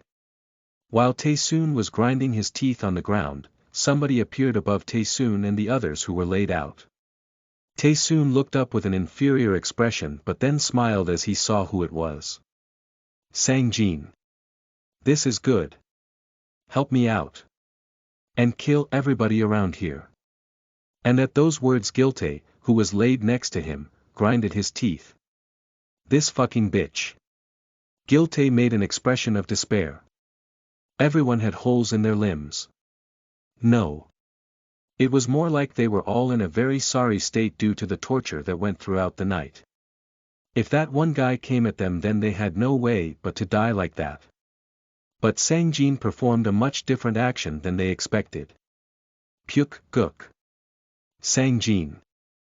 This bitch. Why me? Then Sang-jin spoke out as he clenched his teeth and looked towards Giltae. You still don't know. This is a place where you must take everyone when given the chance. Did you have fun ruling me around upon your daddy's back? You bitch. Go. And soon when Taesoon died, a few runes came out of his body. It was a sorry amount in comparison to what Taesoon had eaten. But it wasn't an amount to ignore. There's even a skill rune. Sang Jin, who believed his luck was good, took it in glee. And then he breathed in and out as he strengthened his grip on the padao in his hand. Though there was a grudge. Though the situation was special, it was still murder. His hands were trembling but he clenched his teeth. He could not let this chance escape by. There is definitely somebody within the people who ran away who had similar ideas as him and would come back. He had to eat up everything before then. I'm just cleaning up the trash. This bitch. Sang Jin bit down onto his teeth as he walked slowly towards the gangsters who were watching him with despair. Kong Han-soo. I realized now. Why you abandoned me. A perfect predator. The Han-soo that was shining into his eyes looked as such. And to those eyes how lame would he have seemed. He was thrown aside because he was weak. If he was as strong as Han-soo, no, even if he wasn't strong as him, if he just strong enough so that he satisfied the eyes, then Han-soo wouldn't have driven him out like that. And to do that he needed to gain. Just watch. I will become strong. Just like you. And when that happens, Han-soo will only be able to look at him differently. And if he even leaps over Han-soo. First I will take the place of this guy. Sang Jin, after looking at the place where Han-soo disappeared, walked towards where Sunmi and the other friends would be. Chapter 16. Alter, 1, you are listening at novelfull.audio. Boom! A strong shockwave resonated out of Mihi's mouth. Kududak, the carnivorous bird that was heading towards Mihi, tumbled around after getting entangled in the shockwave. And in that moment the needle in Han-soo's right hand and the katana in his left hand rapidly embroidered the air. Papapapak, an elite goblin's katana that came out whilst hunting. It fell behind in comparison to the needle in terms of hardness, but it had a good balance and had a good edge, so it was decent to use as a sub-weapon. Since as long as you can slash with it, then a weapon that can slash is more comfortable to use than a weapon that stabs. Goddamn, Mihi clenched her teeth. Whilst she was unguarded for a moment, a bird had flown towards her. But the reason why she clenched her teeth was not because it was dangerous. Shugak, Mihi smacked her lips as she saw the katana that cut the carnivorous bird in a single sweep. I've received help again. She tried to do it alone but had gained help again. Han-soo watched her as he spoke. There is a difference between don't rely on me and do everything alone. It's obvious to receive somebody's help when you use a skill that has a moment of pause. You need to clearly realize the pros and cons of your skills. Han-soo then proceeded to divide up the runes on the ground. Extremely accurately as usual. Has it already been 2 days? It has been 2 days since the incident occurred. It was almost the 4th day now. And during this time Han-soo was indulged in hunting without rest. Mihi checked her runes as she picked up the runes. Jin Mihi, Strength. 27.4 Stamina. 28.8 Agility. 18.1 Perception. 21.2 Mana. 18 Barb Snake's Shockwave. 2.4% Rotating Ring. 2.1%. The rotating ring which they had gained during hunting was also something she had bought, which Han-soo had obtained. Which raised the rate of regeneration of mana and health. Didn't really show its might during a battle, but if one were to look at its effect around the whole day, it made a substantial change. With just this much there was nothing lacking, because in the real world it would be almost at the level of a superhuman. She can easily beat down somebody with a gun at ease. Since she can see where the bullet will be shot by looking at the trigger of the finger and dodge them all. No, if she started a battle in a town it would be even more than that. Han-soo, who had seen Mihi do this, checked his own stats. Kong Han-soo, Strength. 54.3 Stamina. 55.8 Agility. 42.1 Perception. 42.2 Mana. 22 Magic Resistance. 13 Good. Han-soo, who had raised up his agility and perception, nodded. You couldn't compare stats in pairs, but strength and stamina, agility and perception had a close relationship with each other. Without enough stamina, then no matter how much strength you have, you won't be able to use it efficiently, and no matter how high your stamina was, if your strength was low, then it was just wasted talent. If one were to move properly in the sped up time from agility, they needed to have high perception, and it wouldn't matter how high your perception was if your body didn't follow. The best solution was keeping all the stats around the same number. Thankfully he had Mihi, who was rather lacking in strength and stamina, so he raised his perception and agility while trading their runes around. At that point a small voice was heard in Hansu and Mihi ears. Mihi frowned at the familiar voice, "Fairy." Hansu spoke as he looked at Mihi. "Let's go back." Mihi nodded at those words. But then she stopped turning around and then asked Hansu. "Do you perhaps have a girlfriend?" "Ah. Would you even remember?" Mihi had developed quite a liking to Hansu recently. It was scary at first, since she knew what happened to the people who crossed the line. But after watching for 3 days, she realized that crossing the line was rather difficult. Since it was like an adult looking over a child, it was rather leisurely. "He's almost like an old man." And her mind was much more at ease when she figured that out. Because he felt like someone that would deal with her no matter what she did. "Ha." Hansu smirked at those lovey-dovey words. "Now that I think about it, if that Gangtae guy came, he would have been so happy that he'd have thrown a fit. Perhaps if that guy came back, he could have set up a harem kingdom." But Hansu shook his head. "I can't lose one again, he had too long of a road to travel to do that." Hansu organized his thoughts and spoke with a small laugh. "I don't remember." Hansu walked towards the Gangnam station they had met at the beginning, and Mihi followed him in a hurry shortly after, watching him for a while. The place where they had started was already swarming with people. Because Hansu had told them how to eat the goblin meat, it seemed like internal fights due to food hadn't risen up. Without that, it was likely that their numbers would have been much lower. And there were some familiar faces out of the ones alive.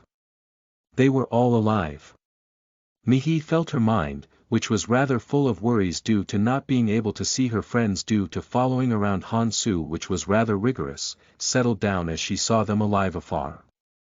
But the situation is a little strange. Whilst she was frowning as she saw the weird tension, the air suddenly split.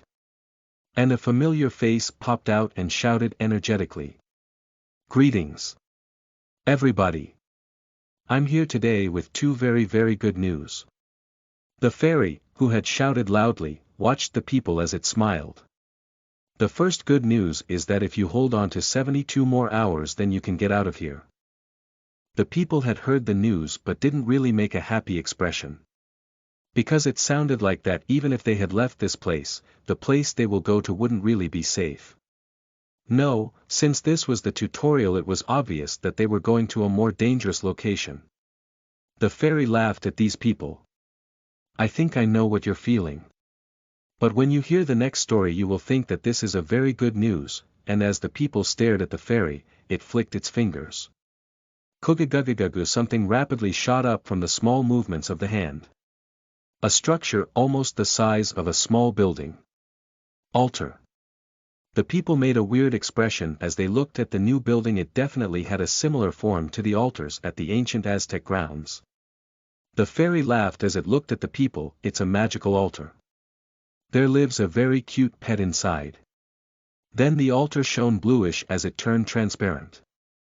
The altar was an empty box-like structure, unlike its outside appearance. And the people gulped as they saw the creature within it. Karar. Something that resembled the alien. If you discard the fact that the size of it was 15 m. The thing inside the altar was scratching the wall of the altar as if it was pissed at something. An even more frightening thing was that every time it scratched the wall, parts of it would fall apart as it made grinding sounds. Can you see it?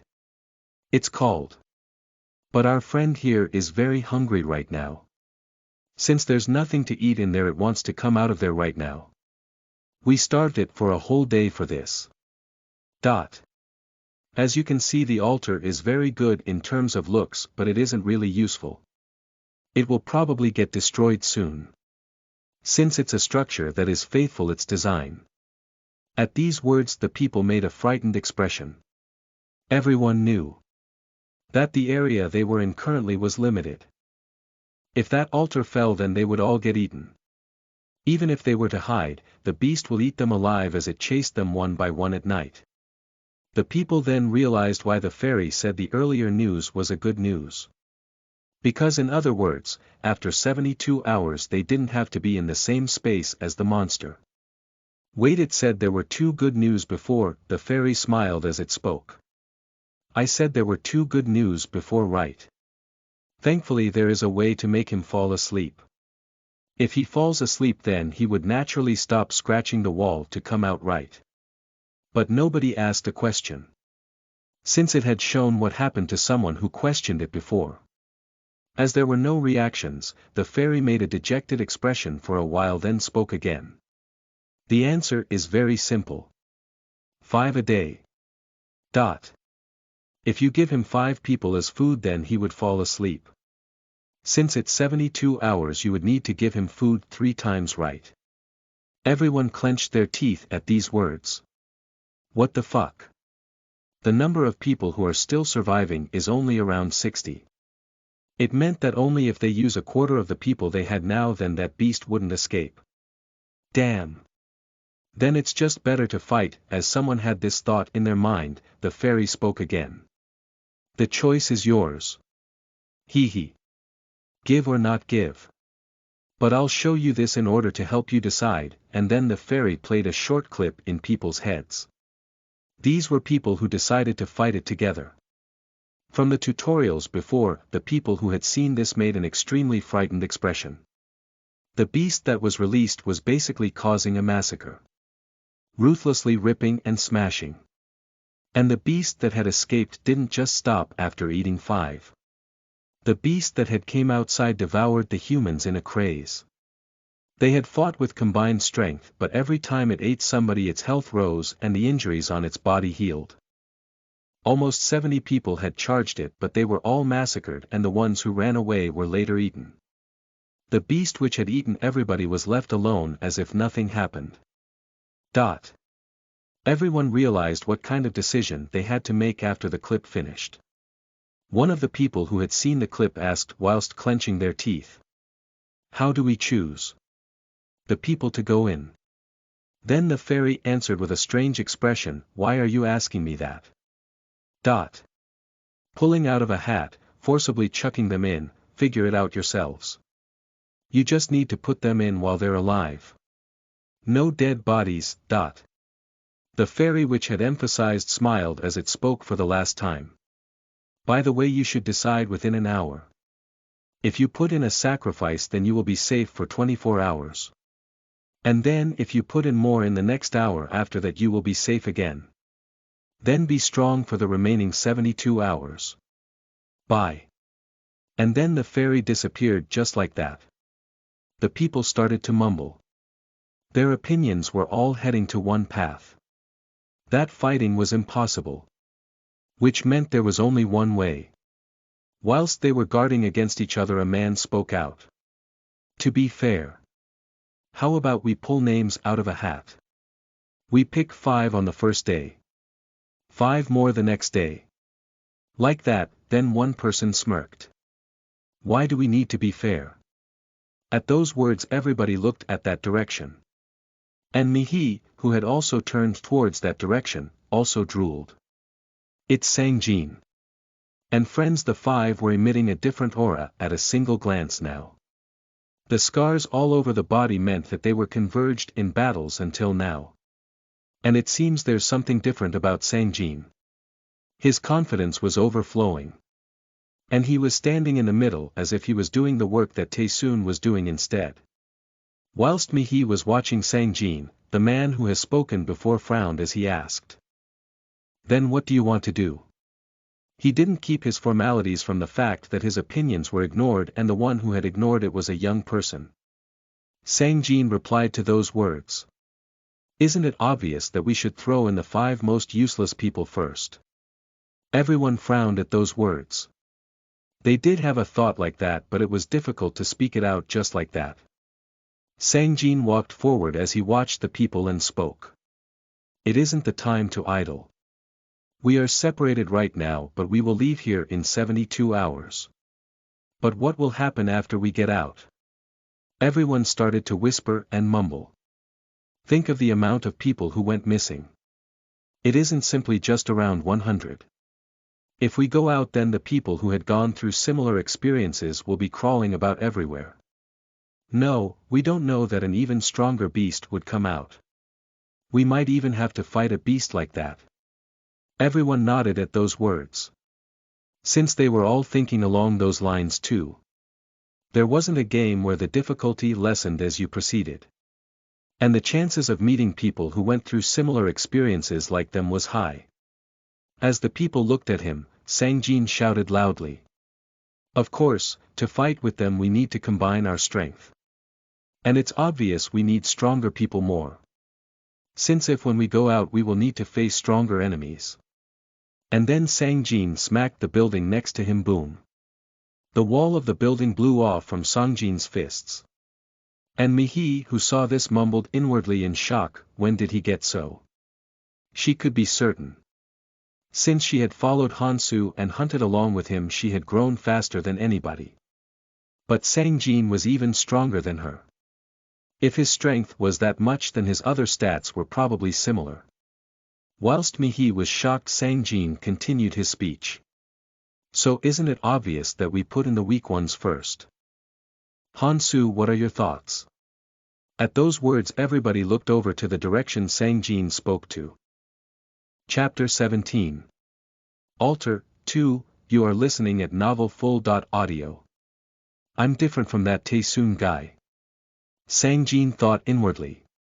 Taesoon had met a cruel fate due to him being hostile towards Hansu due to his stupid ego. But he had no plans of becoming enemies with Hansu. Definitely.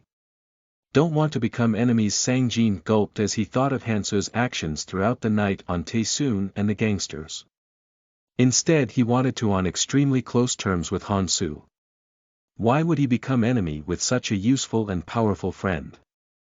I've grown this much. How am I? Sangjin was very happy with his current image.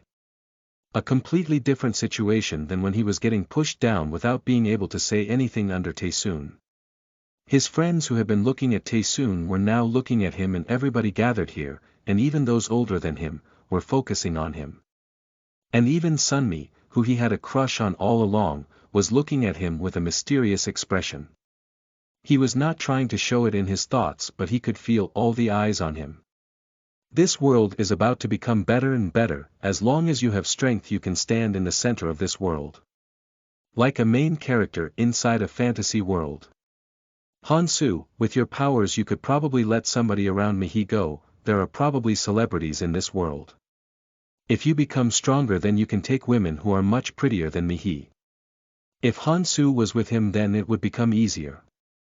Sangjin looked at Hansu with an anxious expression. This suggestion was perfect in his thoughts. And if everything went according to his plan, Hansu would probably agree. Since the Hansu he knew was a guy who wanted to see results without getting swept by with sympathy and emotions. At those words, Hansu spoke after pondering for a moment. Can I give a suggestion? If you follow my suggestion then you guys can all live. Without sacrificing anything. What did you say? Everyone made a blank face at Hansu words that sounded like an election strategy full of hope. But one person shouted in a hurry. Are you trying to say to combine our powers to fight with that thing? That's just too much. Everyone nodded at those words. It wasn't that the sword didn't go through. Since during the beginning of the clip the 70 of them pushed it back a little. But the problem was after that. That thing healed as it ate more and more people. Even if you push it back with numbers, the monster did not get tired whilst the people were getting chewed up one by one. Hansu just shook his heads. Did anybody told you to fight? You guys will just get in the way. Goddamn it. Then what do you want to do? Are you trying to fight it alone? As one person shouted in rebellion, Hansu nodded. That's it. Everybody was shocked at those words. Did you really get strong enough to the point to fight against that? Sang Jin bit down onto his teeth inwardly. He did not have any confidence in fighting that monster. Even if everyone combined their strength. But that guy was saying that he will beat that thing up alone. Damn it. Damn it. Whilst his inferiority complex, which was hidden away from his recent earnings of confidence, started to rise up again, Han Su spoke again. I will fight it, but it's hard currently. While everybody was disappointed at Han Su's words, Sang Jin actually felt better. Yeah. Even if it was you, it would be too much. If Han Su were to ask him for help, then he had the intentions to help. Of course it wouldn't be free. Sang Jin spoke with a happy expression. Then are you saying we should fight with a small number of elites? And then Han Su spoke whilst making an expression that was asking what he meant. I said you will only get in the way. It might be different on a normal situation, but the opponent wasn't good. They will all become a potion for the monster. Crunch. Sang Jin clenched onto his teeth inwardly. Basically he was still not qualified to be part of the hunt. Yeah. It's possible that I still lack the qualifications since it has only been a short time since he started. But since he was working diligently, he would probably catch up fast. Sang Jin settled down his anger and asked again. Then how are you trying to do it? Han Su replied to those words. Simple. If my strength and stamina rose by 30 from this point, I can fight him 1-on-1 inch 30 of strength and stamina. It was a bit overbearing currently, but if he raised his strength and stamina by 30 and used the cloud snack, then he could fight that thing 1-on-1. Strength and stamina at 100, perception and agility needed to be around 50. This was the bare minimum line Han Su chose. If the strength was lower than that, then it was hard to penetrate the armor, and if you lacked the stamina, then you wouldn't be able to hold on until it died. Your agility and perception needed to be around that in order to sense and dodge its attacks. Since it was an estimate that came from a long time of battle experience, so it wasn't wrong. A number that calculated the cloud snack into it. If it were other people, then it wouldn't be close to enough, but if it was him, then it was possible. And there were people who had actually done it. Kwang Gunju. In reality, the only person who found out about this was Kwang Gunju. And he wouldn't have known about this hidden piece if Kwang Gunju didn't tell him about it teasingly. Well, Kwang Gunju's trait was rather good for these things, but even this Kwang Gunju barely beat this while he became half a corpse. It was not something that was there to be killed. It just wanted them to fight with each other and offer sacrifices. That was why it was a hidden piece. No one had the thoughts of killing it, and that was the reason why it was hidden. Even him would have to invest around 2 to 3 days in order to reach that point. But that meant for 2 to 3 days, 10 to 15 people would need to be sacrificed in order to buy time. But if everyone gathered runes and helped him fill up the runes, he had the confidence to jump in the altar where that dumb-looking beast was in. So I have a suggestions. If you guys can push all the stats onto me, I will take responsibility and kill that thing, and if I do that, then the requirements to gain the second hidden piece will be complete. Whilst Han Su was thinking, somebody asked. Do the 15 people who will be selected to become the sacrifice need to give that rune? 60 runes. Han Su shook his head as he answered. No way. I don't care who gives it to me. As long as that number is satisfied, I will go into that altar right away. Everyone frowned at those words. It had already been 4 days since they came here. Everyone felt the usefulness of the runes, but the runes each person needed differed slightly. The weaker ones focused on strength or stamina, and the stronger ones wanted to raise perception or agility. And within this weird balance, the rune was used as a form of currency in some way. Since one perception or agility rune meant they could trade it for 2 of strength or stamina. But not everyone had gathered runes. The weak ones needed to use runes as they gained even just to raise their stamina a little bit. So the weak ones who would have been chosen as sacrifices didn't have any runes to spare. But the stronger ones had some strength to spare, so they could collect a little bit. Since they could fight whilst having some runes collected. But even the stronger ones didn't have a large amount of them stored. In order to fulfill Hansu's requirements they had to empty their pockets of runes. Everyone made a reluctant expression. It wasn't okay to not give the runes. Because if they didn't hand in the runes then it meant they basically wanted to sacrifice 15 weak people. But it wasn't okay to give the runes either. If the people who would be chosen as sacrifices gave the runes then it would be okay, but the situation wasn't that clear. The one who were weak enough to become a sacrifice had no runes. But then there was no time for these weak people to go hunt for the runes either. The limit was 1 hour and the sound of the altar being crushed was getting louder and louder at this moment. Which meant that the people who could spare strength, who wouldn't have had become sacrificed in accordance to Songjin's suggestion, would have to pay the runes instead. And then one of those weaker people shouted loudly. A person who would be chosen first as a sacrifice because he was weak due to him hating fights. Shit. Somebody please gather the runes and hand it to him. Damn it. Or pick names out of a hat. Sneers were heard from one side at those words. What a selfish bastard, what did you say? The man glared into the corner swiftly. But the woman didn't get startled at those sharp eyes and spoke. Though it was a male against a female, such a man who only had his height going for him wasn't a match for her. She had confidence to go into the high ranks if they started choosing. Since she tried harder because she was a female and had an unfair disadvantageous start. Isn't it obvious? Why should I give runes because of you? When there is such a huge difference in one or two of these. And somebody like you could die anytime, so what would I trust and lend it to him? You. The man couldn't rebuta. The reason why he was weak was because he was frightened of fights and had hid in the back. 4 runes meant 40 goblins. He didn't have the confidence to hunt that much. If he were to repay the runes, he didn't know how long it would take, and what do you mean picking out of a hat? You might get thrown in there with broken limbs, so don't act out. Fuck.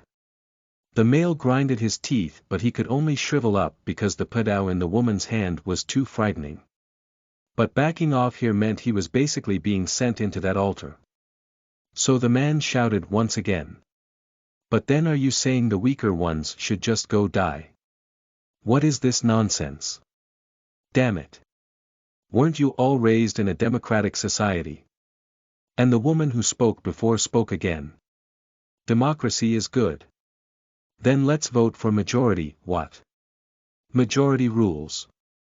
We will vote.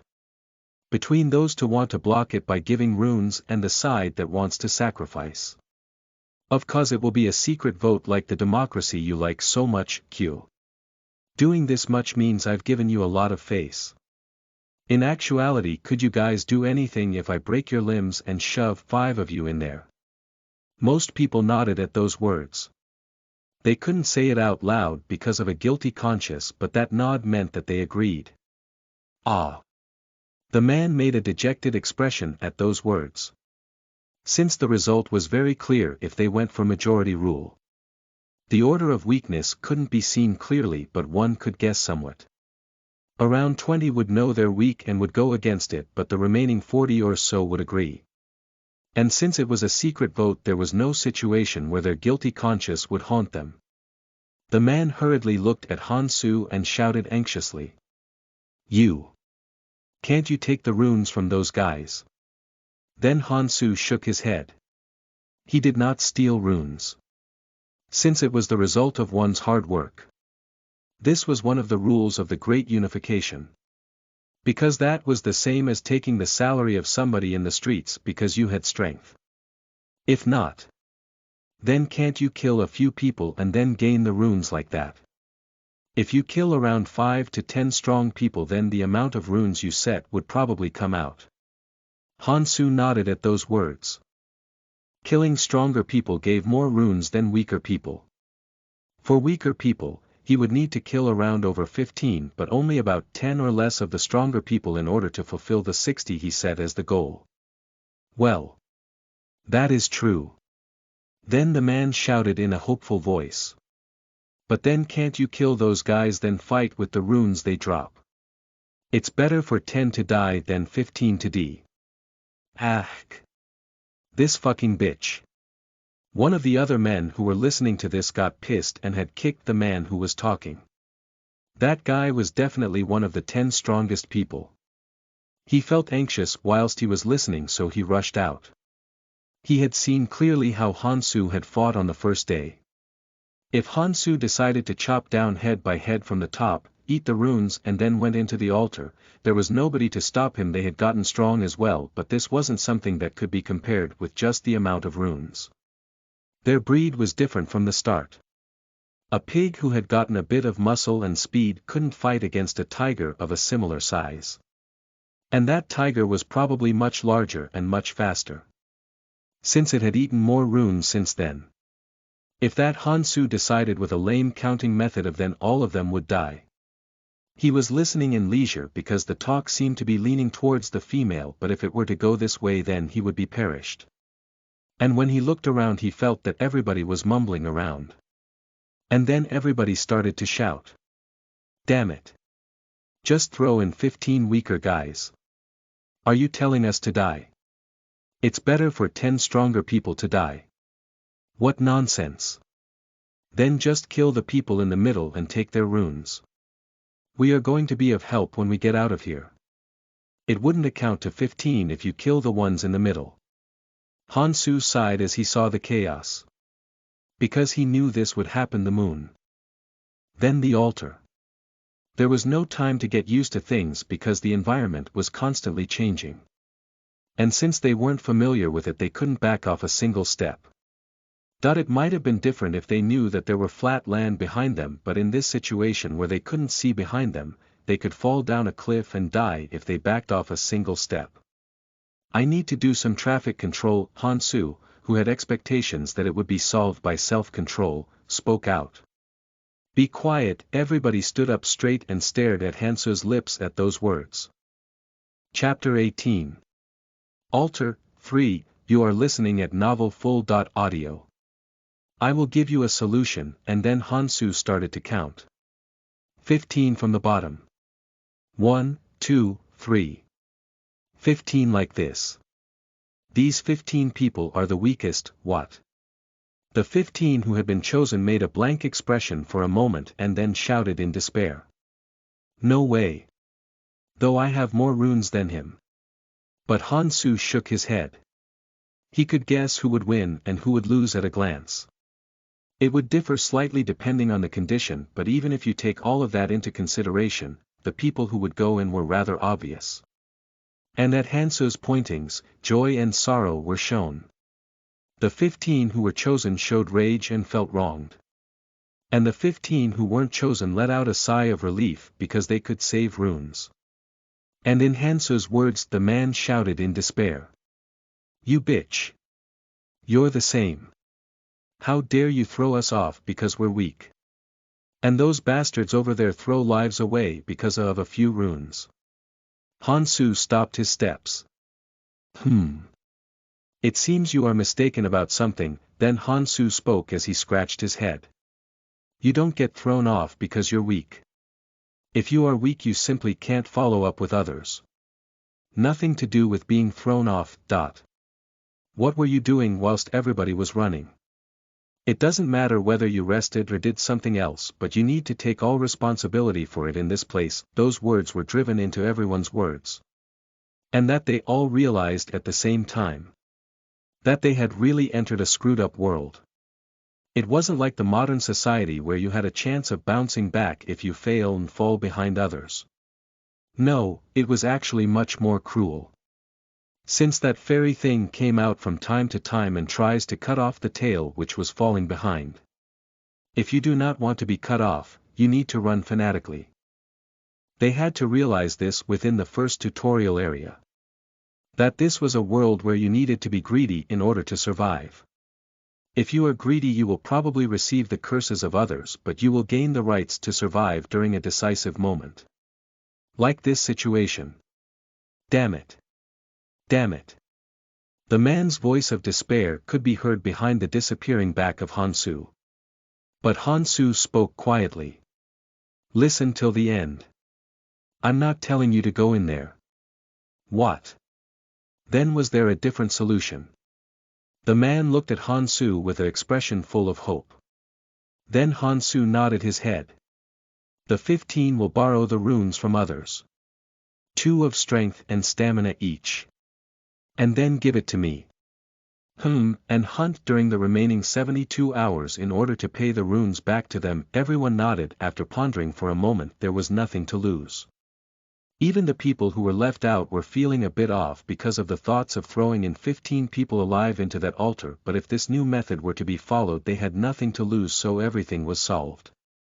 And of course in the 15 people situation, hunting monsters to pay back the runes is better than going into the monster's mouth as food. Since it wasn't that hard to collect 2 strength and 2 stamina runes in 3 days. But then one person mumbled as if he felt he was mistreated. Because then only these 15 had to pay the runes. Isn't that unfair then?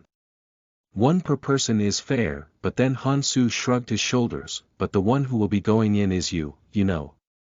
Why would the remaining 45 pay? The man who had spoken before shut his mouth at these words, but somebody else spoke up as if he felt the greed rising up. But then why are we paying them if you are the one getting the runes? Isn't the one who is taking the 60 runes you in the end? Hansu nodded his head. I don't have a hobby in free public service. I can't force you to do it. This simply a suggestion I'm giving to the 15 people. What I suggested isn't the correct solution, nor is it the perfect solution. I'm just giving a suggestion on what I think is the best solution. If you don't think you will be within the 15 people or feel pressured by this choice, I will just come back in 3 days. He could probably gather up 30 runes if he hunted. The man quieted down at those words. Because if Hansu did leave, he would be thrown inside that altar. You need to at least be able to pay for the price of your life, another person asked as soon as Hansu finished talking. It was the woman who was arguing with the man from before. Wait. What happens if the ones we lend the runes to can't muster up the courage to hunt and cannot pay back? Then we're losing out on runes. The 15 people were weak because they had no courage to hunt. They might not be able to return the rune within the next 3 days. Hansu replied very simply. What are you worrying about? Just chase them down during the night and take it from them. If it still isn't enough after that, then come to me. I will compensate you. He needed to set up rules, but rules that would even apply to the ones who can't keep promises or take responsibility were not needed. Since he hadn't come to preach to them about social welfare. Everyone made a scared expression at those words. Because they realized that they couldn't laze around from now on. But at the same time everybody made a content face. Because it was solved without anybody dying in the end. There's 1 hour left. Let's start now. Everyone started to gather up the runes at those words. Kong Hansu, strength. 84.3 stamina. 85.8 agility. 42.1 perception. 42.2 mana. 22 magic resistance. 13 Hansu nodded whilst looking at his strength and stamina that had risen by exactly 30. The balance has been destroyed, but there's nothing I can do about that, to be honest. Even though you lose out a bit, it is better to balance out your stats by trading runes around. But this was an exception. Hansu knew instinctively by simply looking at the carnivorous monster. With his current runes, his attacks wouldn't work properly. He needed to get his strength over 100. And he needed the stamina to follow up the increased strength. Agility and perception was lacking, but he would compensate for that with his experiences and battle skills. It seems I'll use a ton of these cloud snacks in order to go over 100. He will probably need to constantly use the cloud snack that increased his stats by 20%. But it's good that it's an environment where I can fight alone. Usually, even Hansu preferred hunting in groups. Since in reality the hunting speed was slightly faster when he hunted with Taesoon before. But the situation was different. If there are others it becomes disadvantageous. No matter how many there were, their attacks wouldn't work against the monster, and the monster will regenerate its health after devouring the people. If that guy was released, it would have been quite a headache. When Hansu was about to start heading towards the altar in the distance, somebody approached him. Hansu, Mihi. It's been a while. Sang Jin. Mihi made a happy expression, stopped, then stole a glance at Hansu. Hansu was looking at Sang Jin with an impenitent expression. Since Taesoon isn't here anymore, let's be together. You too, Mihi. Hansu shook his head at those words. But Sang Jin didn't give up and tried to approach him. Isn't it better being with us? With friends. Hansu stared at Sang Jin expressionlessly. Once we part, we need to go separate ways. Hansu had no thoughts of cutting off their relationship because they didn't want to follow him when he went into a dangerous place. Since being weak wasn't a sin and he had no confidence in keeping them safe. But you can't become friends with somebody who is always looking for chances as they follow you and then leave because things get dangerous. This was a problem before strength came into play. No, being stronger was actually more of a problem. Since he can't show his back to them with trust. There won't be a reason to see each other again. He's too much. Sang Jin lost his determination from Hansu's attitude and made a dejected expression. Whilst that was going on, Mihi spoke to Hansu after pondering for a moment. I'll stay here then. Edi Hansu nodded his head. That's not a bad choice. Mihi had a bitter expression from Hansu's words which he didn't ponder over. Since it felt mean that he didn't realize her crush on him and had accepted her choice. I want to go with him, but... She realized as she hunted with Hansu over a few days. The gap was growing larger as they went on. And Hansu was dashing off at a crazy pace. The hunting grounds were limited and she was able to follow up because she could hunt in these places, but she had no confidence in fighting against that monster no matter what. And in the area they moved to after killing that beast, it would be even harder to catch up to him. So she had to choose around now. Companions around her level. If she followed Hansu like this, and then becomes thrown off after the tutorial area, then she will be alone. If that happens, then it would be better to move as a 6 by becoming a comrade of 5 people. And it's better to split up now. She understood Hansu's standards whilst fighting roughly. If she ran away while fighting because things got dangerous, then their relationship will be cut off. Like the 5 in front of her eyes. But if they split up now, Hansu wouldn't ruthlessly cut her off when he sees her later. Hansu just didn't trust in opportunists. It wasn't that he didn't like somebody who knew when to stay out and when to stick around. Though it's a little bit regrettable, she thought about it before for a short moment. If she became a couple with this man, then wouldn't she be able to be with him for a very long time? Since Hansu wasn't the type of person who would throw off his lover. But she knew after observing for a moment.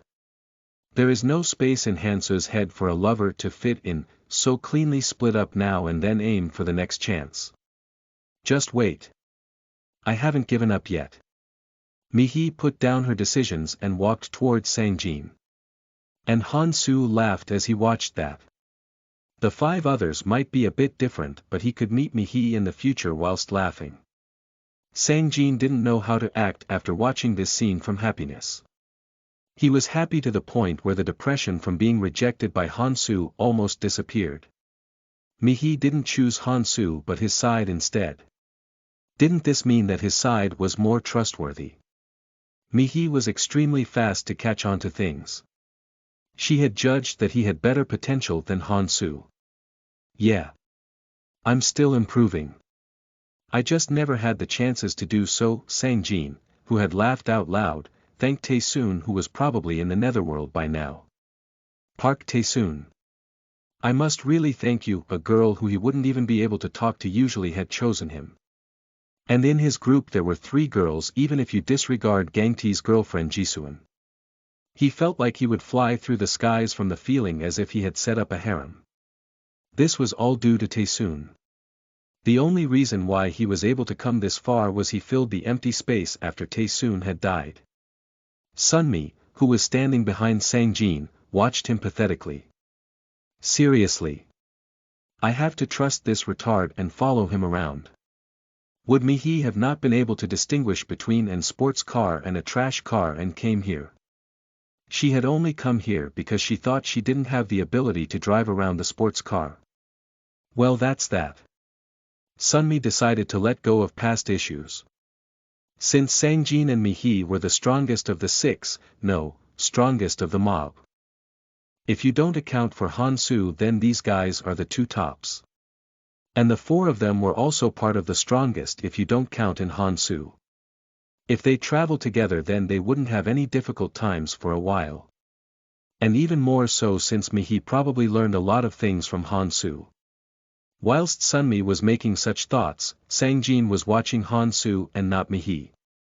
Am I not good enough yet? Sangjin made a regrettable expression as he saw Hansu's back as he walked towards the altar. He was trying so hard to become a friend, but Hansu didn't even care about him. Shouldn't he at least try to do something together? Unlike Mihi, he was simply just hitting a wall. Something.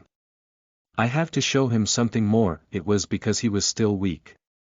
Since he wasn't a beauty like Mihi, so he needed to show something more to Hansu. A deciding factor. But then at that moment somebody called Sangjin. Hey friend. Could we talk for a moment? Who could it be?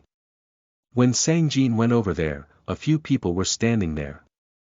These people are. These guys were the ones who were speaking aloud during the debate before. The ones who represented the strong, and the real top rankers if you don't count for him and his friends. I'm called Suyol. You're the leader of those friends over there, right? The leader. Sangjin's face blushed for a moment from the words of the 30-something man, he then answered shyly. We're all friends, so But for now they're listening to me well, oh. Nice. As Suyol raised his thumb at him, Sangjin giggled from being happy. Suyol chuckled at Sangjin acting like that and then continued his words. Then are you friends with that guy called Hansu over there too? Sangjin pondered for a moment and then nodded. Of course, we're friends. Yeah, friends. Suyol, who had confirmed up to that point, made a satisfied expression as he spoke. Yeah. Then I have a proposal for you, shall we talk for a bit? He said whilst stealing a glance at Hansu who was walking towards the altar. Sangjin pondered for a moment but then followed him shortly after nodding his head. Chapter 19. Altar 4. You are listening at novelfull.audio. Hansu checked his wrist before going into the altar. Flying cat's marble, something that healed a small amount of health when consumed. It was something that he had collected diligently while hunting for a few days and didn't really heal injuries, but it was still helpful. Since every artifact's effect differed on how and when you used it. Hansu put the marbles in a leather band that he tied onto his wrist. If you pressed onto the pouch on the band made of goblin leather, then one marble would pop out. Since there was no time to take it out from around his waist during a critical situation, so he needed to make something like this. Hansu, who had even sharpened the tip of the needle, looked at the bottom of the altar. Jarrrrrrr. Boom. Boom. The carnivorous beast was smashing the insides of the altar as if it was about to go crazy from hunger. Goblin poison won't even work. Poison would work since its physical and magic resistances were low, but if you take into account of its regeneration speed, then it was practically useless. It would be much better to just smear on some land mermaid's paralysis poison and then just stab it into where the nerves were gathered. Hansu looked down whilst putting a cloud snack up to this mouth after he squeezed the shampoo bottle and smeared a large amount of the paralysis poison on the needle. And then he proceeded to inhale all the smoke that came out of it into his body. It's really been a while. Though it's really strong. As the smoke swirled into his body, he felt the number of runes that determined the laws on his body skyrocket. 84, 85, 86, and when it went over 100, a change occurred in Hansu's body that hadn't appeared before. Crack crack. Hansu nodded as he felt the change. Good. I've gone to the next stage. Hansu checked his current condition. Kong Hansu, strength, colorless. 0.1%, Maniac's Cloud Snack. Plus 20%. Stamina, colorless. 0.01%, Maniac's Cloud Snack. Plus 20%. Agility. 50.5, Maniac's Cloud Snack. Plus 20%. Perception. 50.6, Maniac's Cloud Snack. Plus 20%. Mana 26.4, Maniac's Cloud Snack. Plus 20%. Magic Resistance 15.6, Maniac's Cloud Snack. Plus 20%. It's been done. A new energy, that was different from what had existed before, swirled throughout his body. They show it in numbers in order to make it easy for people to understand in the beginning in the tutorial, but the runes were actually shown in a progressive way. Like experience. It said it was colorless, but an aura that emitted a faint light twirled around Hansu's body. When a color becomes integrated like that, then it truly becomes the otherworld's rune from that point on. In one sense, what they had to do was similar. Just like how one got strong when the number of runes went up, when the percentage rose they would naturally get strong. The fact that you needed to collect runes to become strong was the same. If there was a difference, then it was that when you hit 100%, then your rune will change into the rune of next stage. From colorless to red, from red to orange, from orange to yellow, and so on. It rose stage by stage. And every time your rune increased by a stage, you gained a large benefit. There was only a very small difference between normal rune 99.9 and colorless rune 0.01%, but there is a large gap in between. Since the aura of activating the rune had grown by a stage. Good, you needed at least this much in order to get through his defenses. Since at a glance you could see that it was also using an aura of an colorless rune. The strength of the monster could be felt much closer when he saw it from above. As I would expect, Kwang Gunju. He wasn't quite sane, but he was still extraordinary. Even if he had used his trait and skills, even if he had become half a corpse, the fact that he killed that thing was unbelievable. That thing was something you will only see around the colorless area, which will become the background for the second tutorial stage, and only around the mid-late stage of it. In conclusion, it was not something that would come out in the first tutorial stage. And it was even more burdensome to him since he couldn't use his trait and skills. TSK. I would have crushed it to bits if I just learned something around a troll's essence, but he also had a lot of expectations. Even he didn't know what would come out of the hidden piece after he clears it. Since the only person he knew who cleared this was only Kwang Gunju. Iris, Gangtae and Keldian all failed. So he didn't know what would come out, but one thing was certain. That this damnable world kept pushing people around, but the reward itself was quite clear.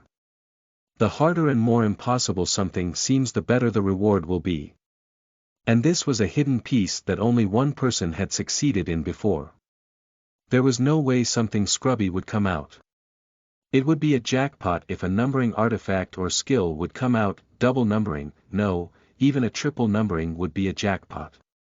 Let's go. Hansu, who had finished his preparations, inserted a flying cat's marble into his cheeks and jumped down ruthlessly with a cloud snack in his mouth.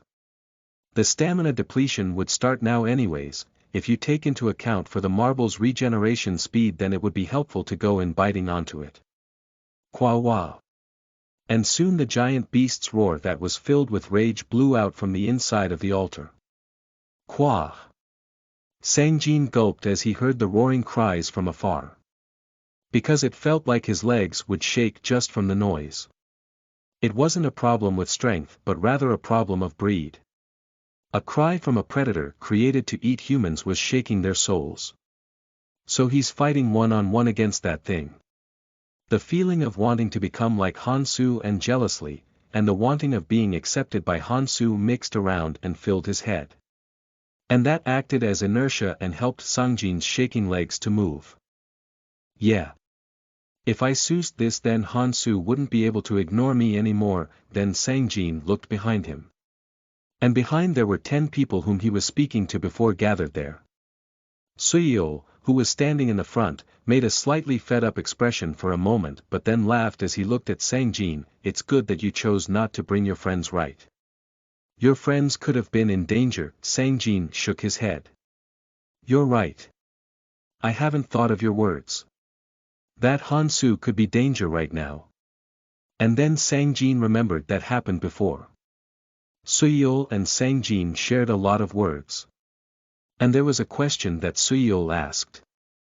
And when he thought of it after hearing that question, there was some logic into it. There was a similar case before. Hansu pushed them back when he went to really dangerous places. And the fact that he wanted to go alone this time meant that it was really dangerous. And he had even asked for extra runes. Hansu wasn't a type to lie just in order to scam some runes. Which meant it was an enemy that he needed at least that amount of runes to go up against. Yeah. Even if it's Hansu, it doesn't make sense that he will have the upper hand against that monster. Sangjin nodded as he answered. Suyeol laughed at those words as he spoke. Sangjin nodded at those words. Like Hansu said before, it was better the more numbers you had. The only time numbers would be disadvantageous is when things aren't clear and they are wandering around. The people here were the strongest of the 60. They would be of great help even if they acted like meat shields. Suyeol looked at Sangjin, who was making a confused expression, as he spoke. And then Sangjin made a slightly dejected face as he nodded. There is definitely a possibility that that was the case. It was like that in the train station, and even on the first night Hansu hadn't shared anything he had earned himself. He was pretending to hand out trivial things such as runes, that could be gathered easily, while monopolizing all the good stuff himself. As Sangjin remembered the clip he saw earlier and made an astringent face, Suyeol beat his chest. Sangjin nodded at those words. But then Suyeol shook his head. Sangjin shook his head at those words. If Hansu were to fall in danger before then he would lose an important chance. Yeah, if I help this time. Then Hansu wouldn't be able to ignore me. What are you thinking about? Let's follow him up. Ah. Yes. Sangjin nodded his head and then headed towards the top of the altar, and Suyeol grinned at that Sangjin. Chapter 20. Altar 5. You are listening at novelfull.audio. A skill that a race has ever since they are born. There were 2 racial skills that the carnivorous beast in front of him could use. And it would paralyze the prey with fear and then eat it with devour to quickly regenerate its health. The fear, which contains the killing intent of the predator, was a skill in itself. Quah! The carnivorous beast's fear rumbled around the insides of the altar. The fear was basically affected by the individual's mentality. And to Hansu, who had fought with the Abyss's top-ranked devils, such a thing like fear was child's play. But even then it was still a skill. His body was honest, so Hansu's body momentarily stopped, and in that small instant the front legs flew in aggressively. But at this moment the magic resistance showed its might. Hansu dodged the leg of the beast with only a hair's length and then ruthlessly stabbed whilst its guard was down. It was the first time fighting this here. It was rather common if you go beyond the tutorial. Anyways, it's good that it's not fully grown yet. If this thing grew more and reached 20m, then it can use another racial skill. As it implied, it constantly drained the blood of the nearby lifeforms. If it even had this, Hansu probably wouldn't have came in. Since you would become a mummy and die a very quick death if you didn't have magic and physical resistances. But even this much wasn't easy to go against, though possible. Second location of primary nerves between the joints. Hansu, after applying some paralysis poison on the tip, strained all his muscles and stabbed between the joints ruthlessly. Kududa Kwayak. Due to its very thick shell there was a moment of resistance, but Hansu's strength, which had reached the colorless rune stage, plus his ability to find weak points and the hardness of the needle, made it so that holes started appearing on the black shell. Due to its enormous size, even when Hansu shoved in a 1m long needle it went in for a long while. A little bit more though he had penetrated the skin, but there is no point if he doesn't reach the goal point. Since the injury made from the needle was basically the same as a hole where the hairs grew out of. He needed to hit the pinpoint. Kachak, it's done. Hansu, who had felt the needle's tip penetrate the primary nerve, quickly pulled it out. Stabbing it in was important, but taking out was also important. Since if you didn't pull this out on the right time then you will get ravaged by the beast's outrage whilst the needle was still in its body. Quah! As he expected, the beast, which had felt extreme pain and stopped for a moment from paralysis, started smashing the ground in order to beat down Hansu. Boom! But it's already been a long time since Hansu moved away from that location. The sound of the monster's breath and the sound of bones cracking entered Hansu's ears constantly. And at the same time Hansu's eyes looked over its body. The images of its squirming muscles, the way the tail held balance and the contraction of its thigh muscles came into Hansu's head and created a three-dimensional image of the monster. As the image of the monster came into his head, his experience and knowledge merged with it. All of this happened in an instant. And as this happened, the next movement of the monster could be seen on Hansu's eyes. It wasn't a trait, martial ability, or a skill. It was simply an god-like ability developed from an immeasurable amount of battle experience and knowledge.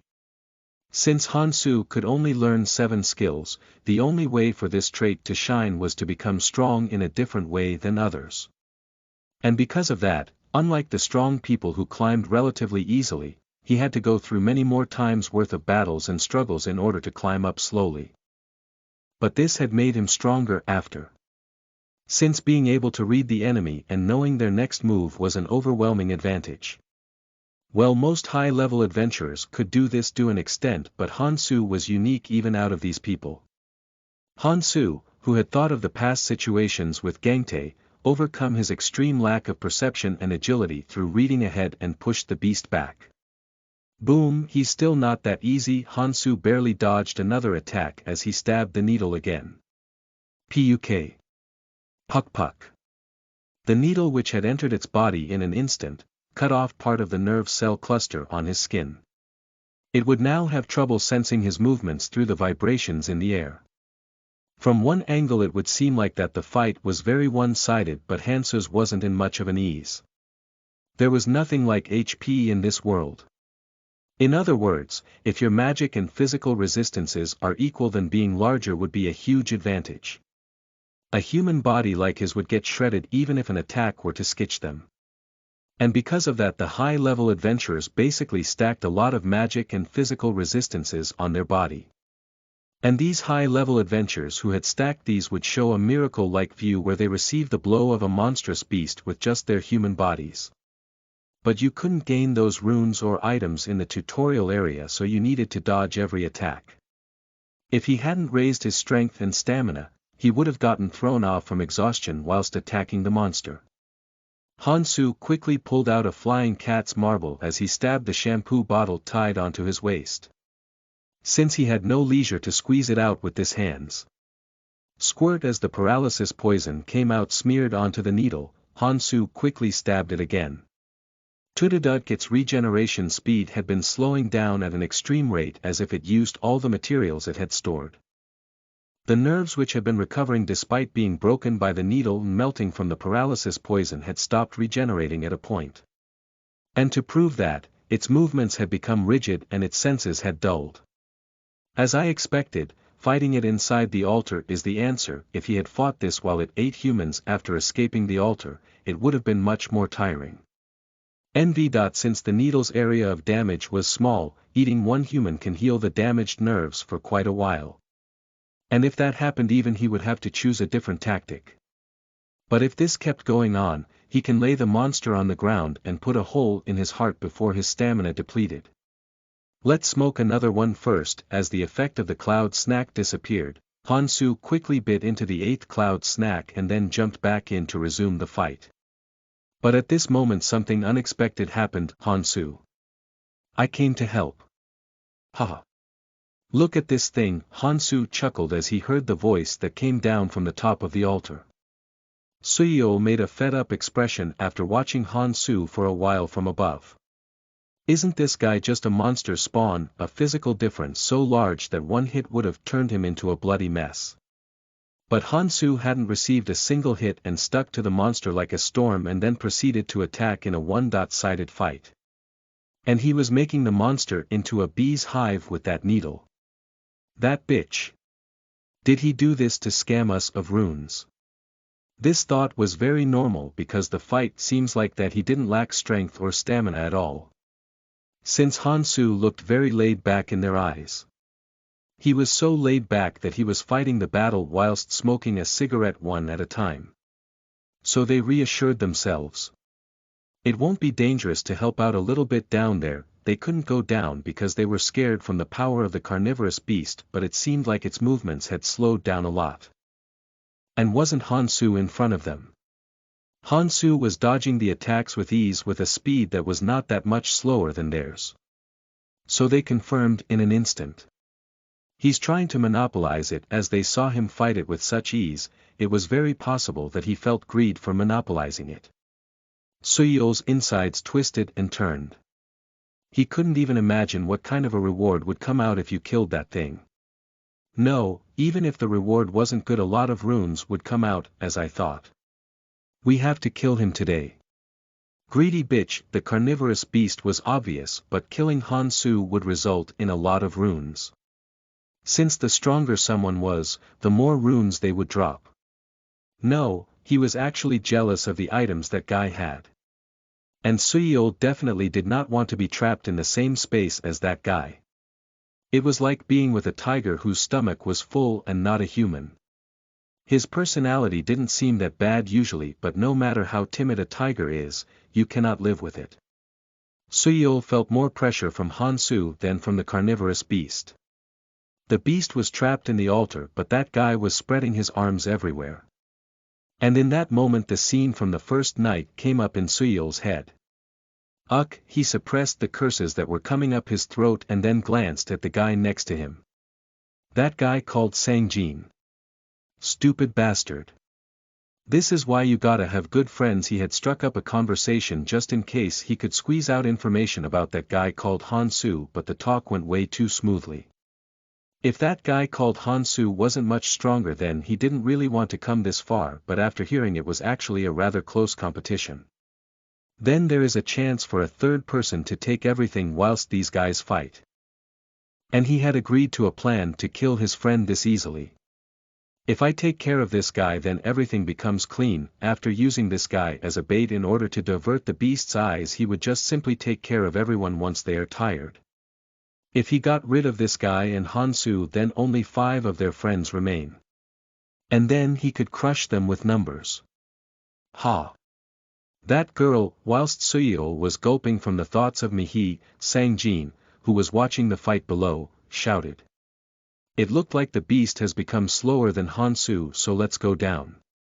At these words they could see that the beast, who was originally much faster than Hansu, had slowed down to the point where he was much slower than Hansu. If the beast had slowed down this much, and if Hansu fought on the front, these guys could probably dodge the attack somewhat. Let's go down. Whilst they were running down after Suyo's words from the top of the altar on the stairways that connected the top and the bottom, Sangjin made an unexpected action. Hansu. I came to help. As Sangjin shouted before going down, Suyo was flustered as he cursed inwardly. This retarded bastard. As he saw, Hansu couldn't spread his awareness to other places due to him and the monster fighting each other with everything they've got.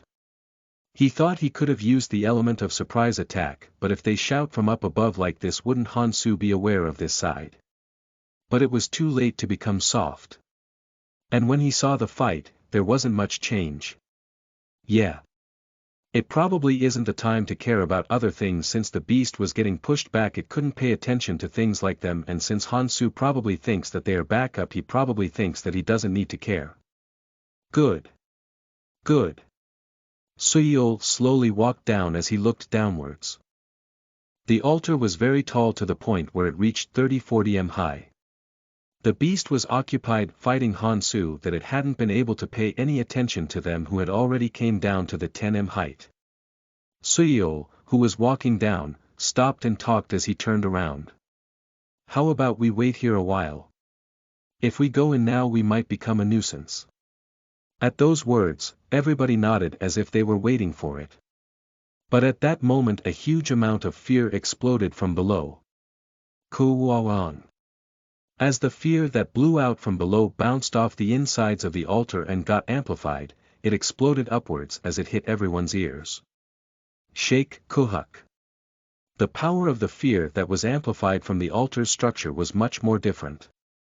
The 11 had expected the fear to be like what they heard from the outside, so they were shaking around without being able to catch their balance. Huwak. But these guys were one of the stronger people. Since they had put up the number of runes, they weren't around a level where they would all fall from just a fear. Wow. B almost got wrecked, while one of them was still shaking as if he couldn't catch his balance yet. Something unexpected happened. As if something ran up the stairs like a tank charging from the front. Kududududuk. Wayakak. It probably wouldn't have worked, but they were all in a state where their balances were off from the unexpected attack. They couldn't hold on to the thin stairs and had all fallen after being hit by something. Bududuk Kwak. Their legs didn't break since they barely caught their balance due to their increased perception and agility, but they couldn't clear up their mentality for a while after falling from a height of 10m. Suyo then felt a chill as he looked at one corner. The beast was drooling while staring at them, while blocking the entrance to the stairs above. And even had an happy expression. Suyo realized something from that expression. Fuck. This bitch. It wasn't that it didn't know that we were approaching it, it wasn't that the monster didn't know. It feigned its ignorance and waited until they came into the range of his fear perfectly. Kong Hansu, this bitch. He should have told us something like this earlier. Hansu probably knew all about this. How could he not tell them about this? No, that wasn't the important part currently. Fuck. What made us all fall? Suyo hurriedly looked up. And then made a dumbfounded expression as he saw Sangjin run up the stairs crazily while covering his ears. Did that dumbass just? It seems he had been blocking his ears alone. And that was the reason why he was somewhat immune to the fear. The guy who was pretty much in normal shape had charged up from the front as he pushed them off. They had no way of countering it when they were pushed back in terms of stats and had even lost their balance. Is that crazy bastard trying to run away alone? Suyo felt like his soul was about to escape his body, but he quickly regained his senses. There wasn't much of a problem because he was going to fight with Hansu anyway. If Hansu fought from the front and they support from the back, it will still go according to his plans. Suyo shouted loudly as he moved around slowly. Hey! I came to help. Let's combine our strengths and end it quickly. And then a voice from above, the top of the stairs where they had come from, was heard. Why should I? And then the 10 looked up at the sky in panic. When did he get there? Hansu, who was fighting the beast like a maniac just until then, had already climbed up that far. To the entrance of the altar at the top. Suyo desperately shouted. What are you talking about? To not kill something that you almost killed already. And then Hansu shook his head. I was about to, but it failed. Because of you guys. Now his health is going to regenerate. The beast's attack was something that even he was barely dodging. These guys had no possibility of dodging. And if that happened, he would devour everyone below, recover his health instantly and cause Hansu to fall behind on stamina. Why would he fight in such a situation? The beast goes for the weaker ones first. If guys like these guys come, he could just simply go out and come back in. No, it would be easier. Since the ground would be littered with runes. Though there was something I didn't expect. Whilst Hansu was watching somebody outside the altar, Suyo, who had become desperate, shouted out. You maniac! Then isn't it bad for you too? If this guy breaks the altar apart after getting healed. I think it'll be alright. What? Didn't you guys come in to become sacrifices on your own accord? I will send praises for your Samaritanism, fuck. They understood the situation finally. That there was enough sacrifices inside the altar to make the beast fall asleep. Hansu had earned 24 hours. Hansu could just start all over tomorrow after exiting and sleeping for a day. He would be able to defeat a foe a second time whom he had already defeated once. Gersuyol made an expression filled with despair as he looked at the beast slowly approaching him. And then the beast ruthlessly charged at the 10 of them. Ger. Wayok. Ache. Kayak. And soon the altar was filled with roars, screams and plosives. Who? Hansu, who had bit on the cloud snack that he was smoking before, slowly walked up the rest of the stairs after hearing the screams that came down from below expressionlessly. And he had met with Sangjin, who was waiting at the top expressionlessly with the look of stupidity from before nowhere be to seen. Hansu, who had gazed at that Sangjin, chuckled as he opened his mouth. Why did you do that? And Sanjin's eyes became deeper at those words. Then soon after he opened his mouth. Because I finally realized what I needed to do in order to be of a help to you, Sangjin mumbled as he listened to the screams of the people whom he had thrown in.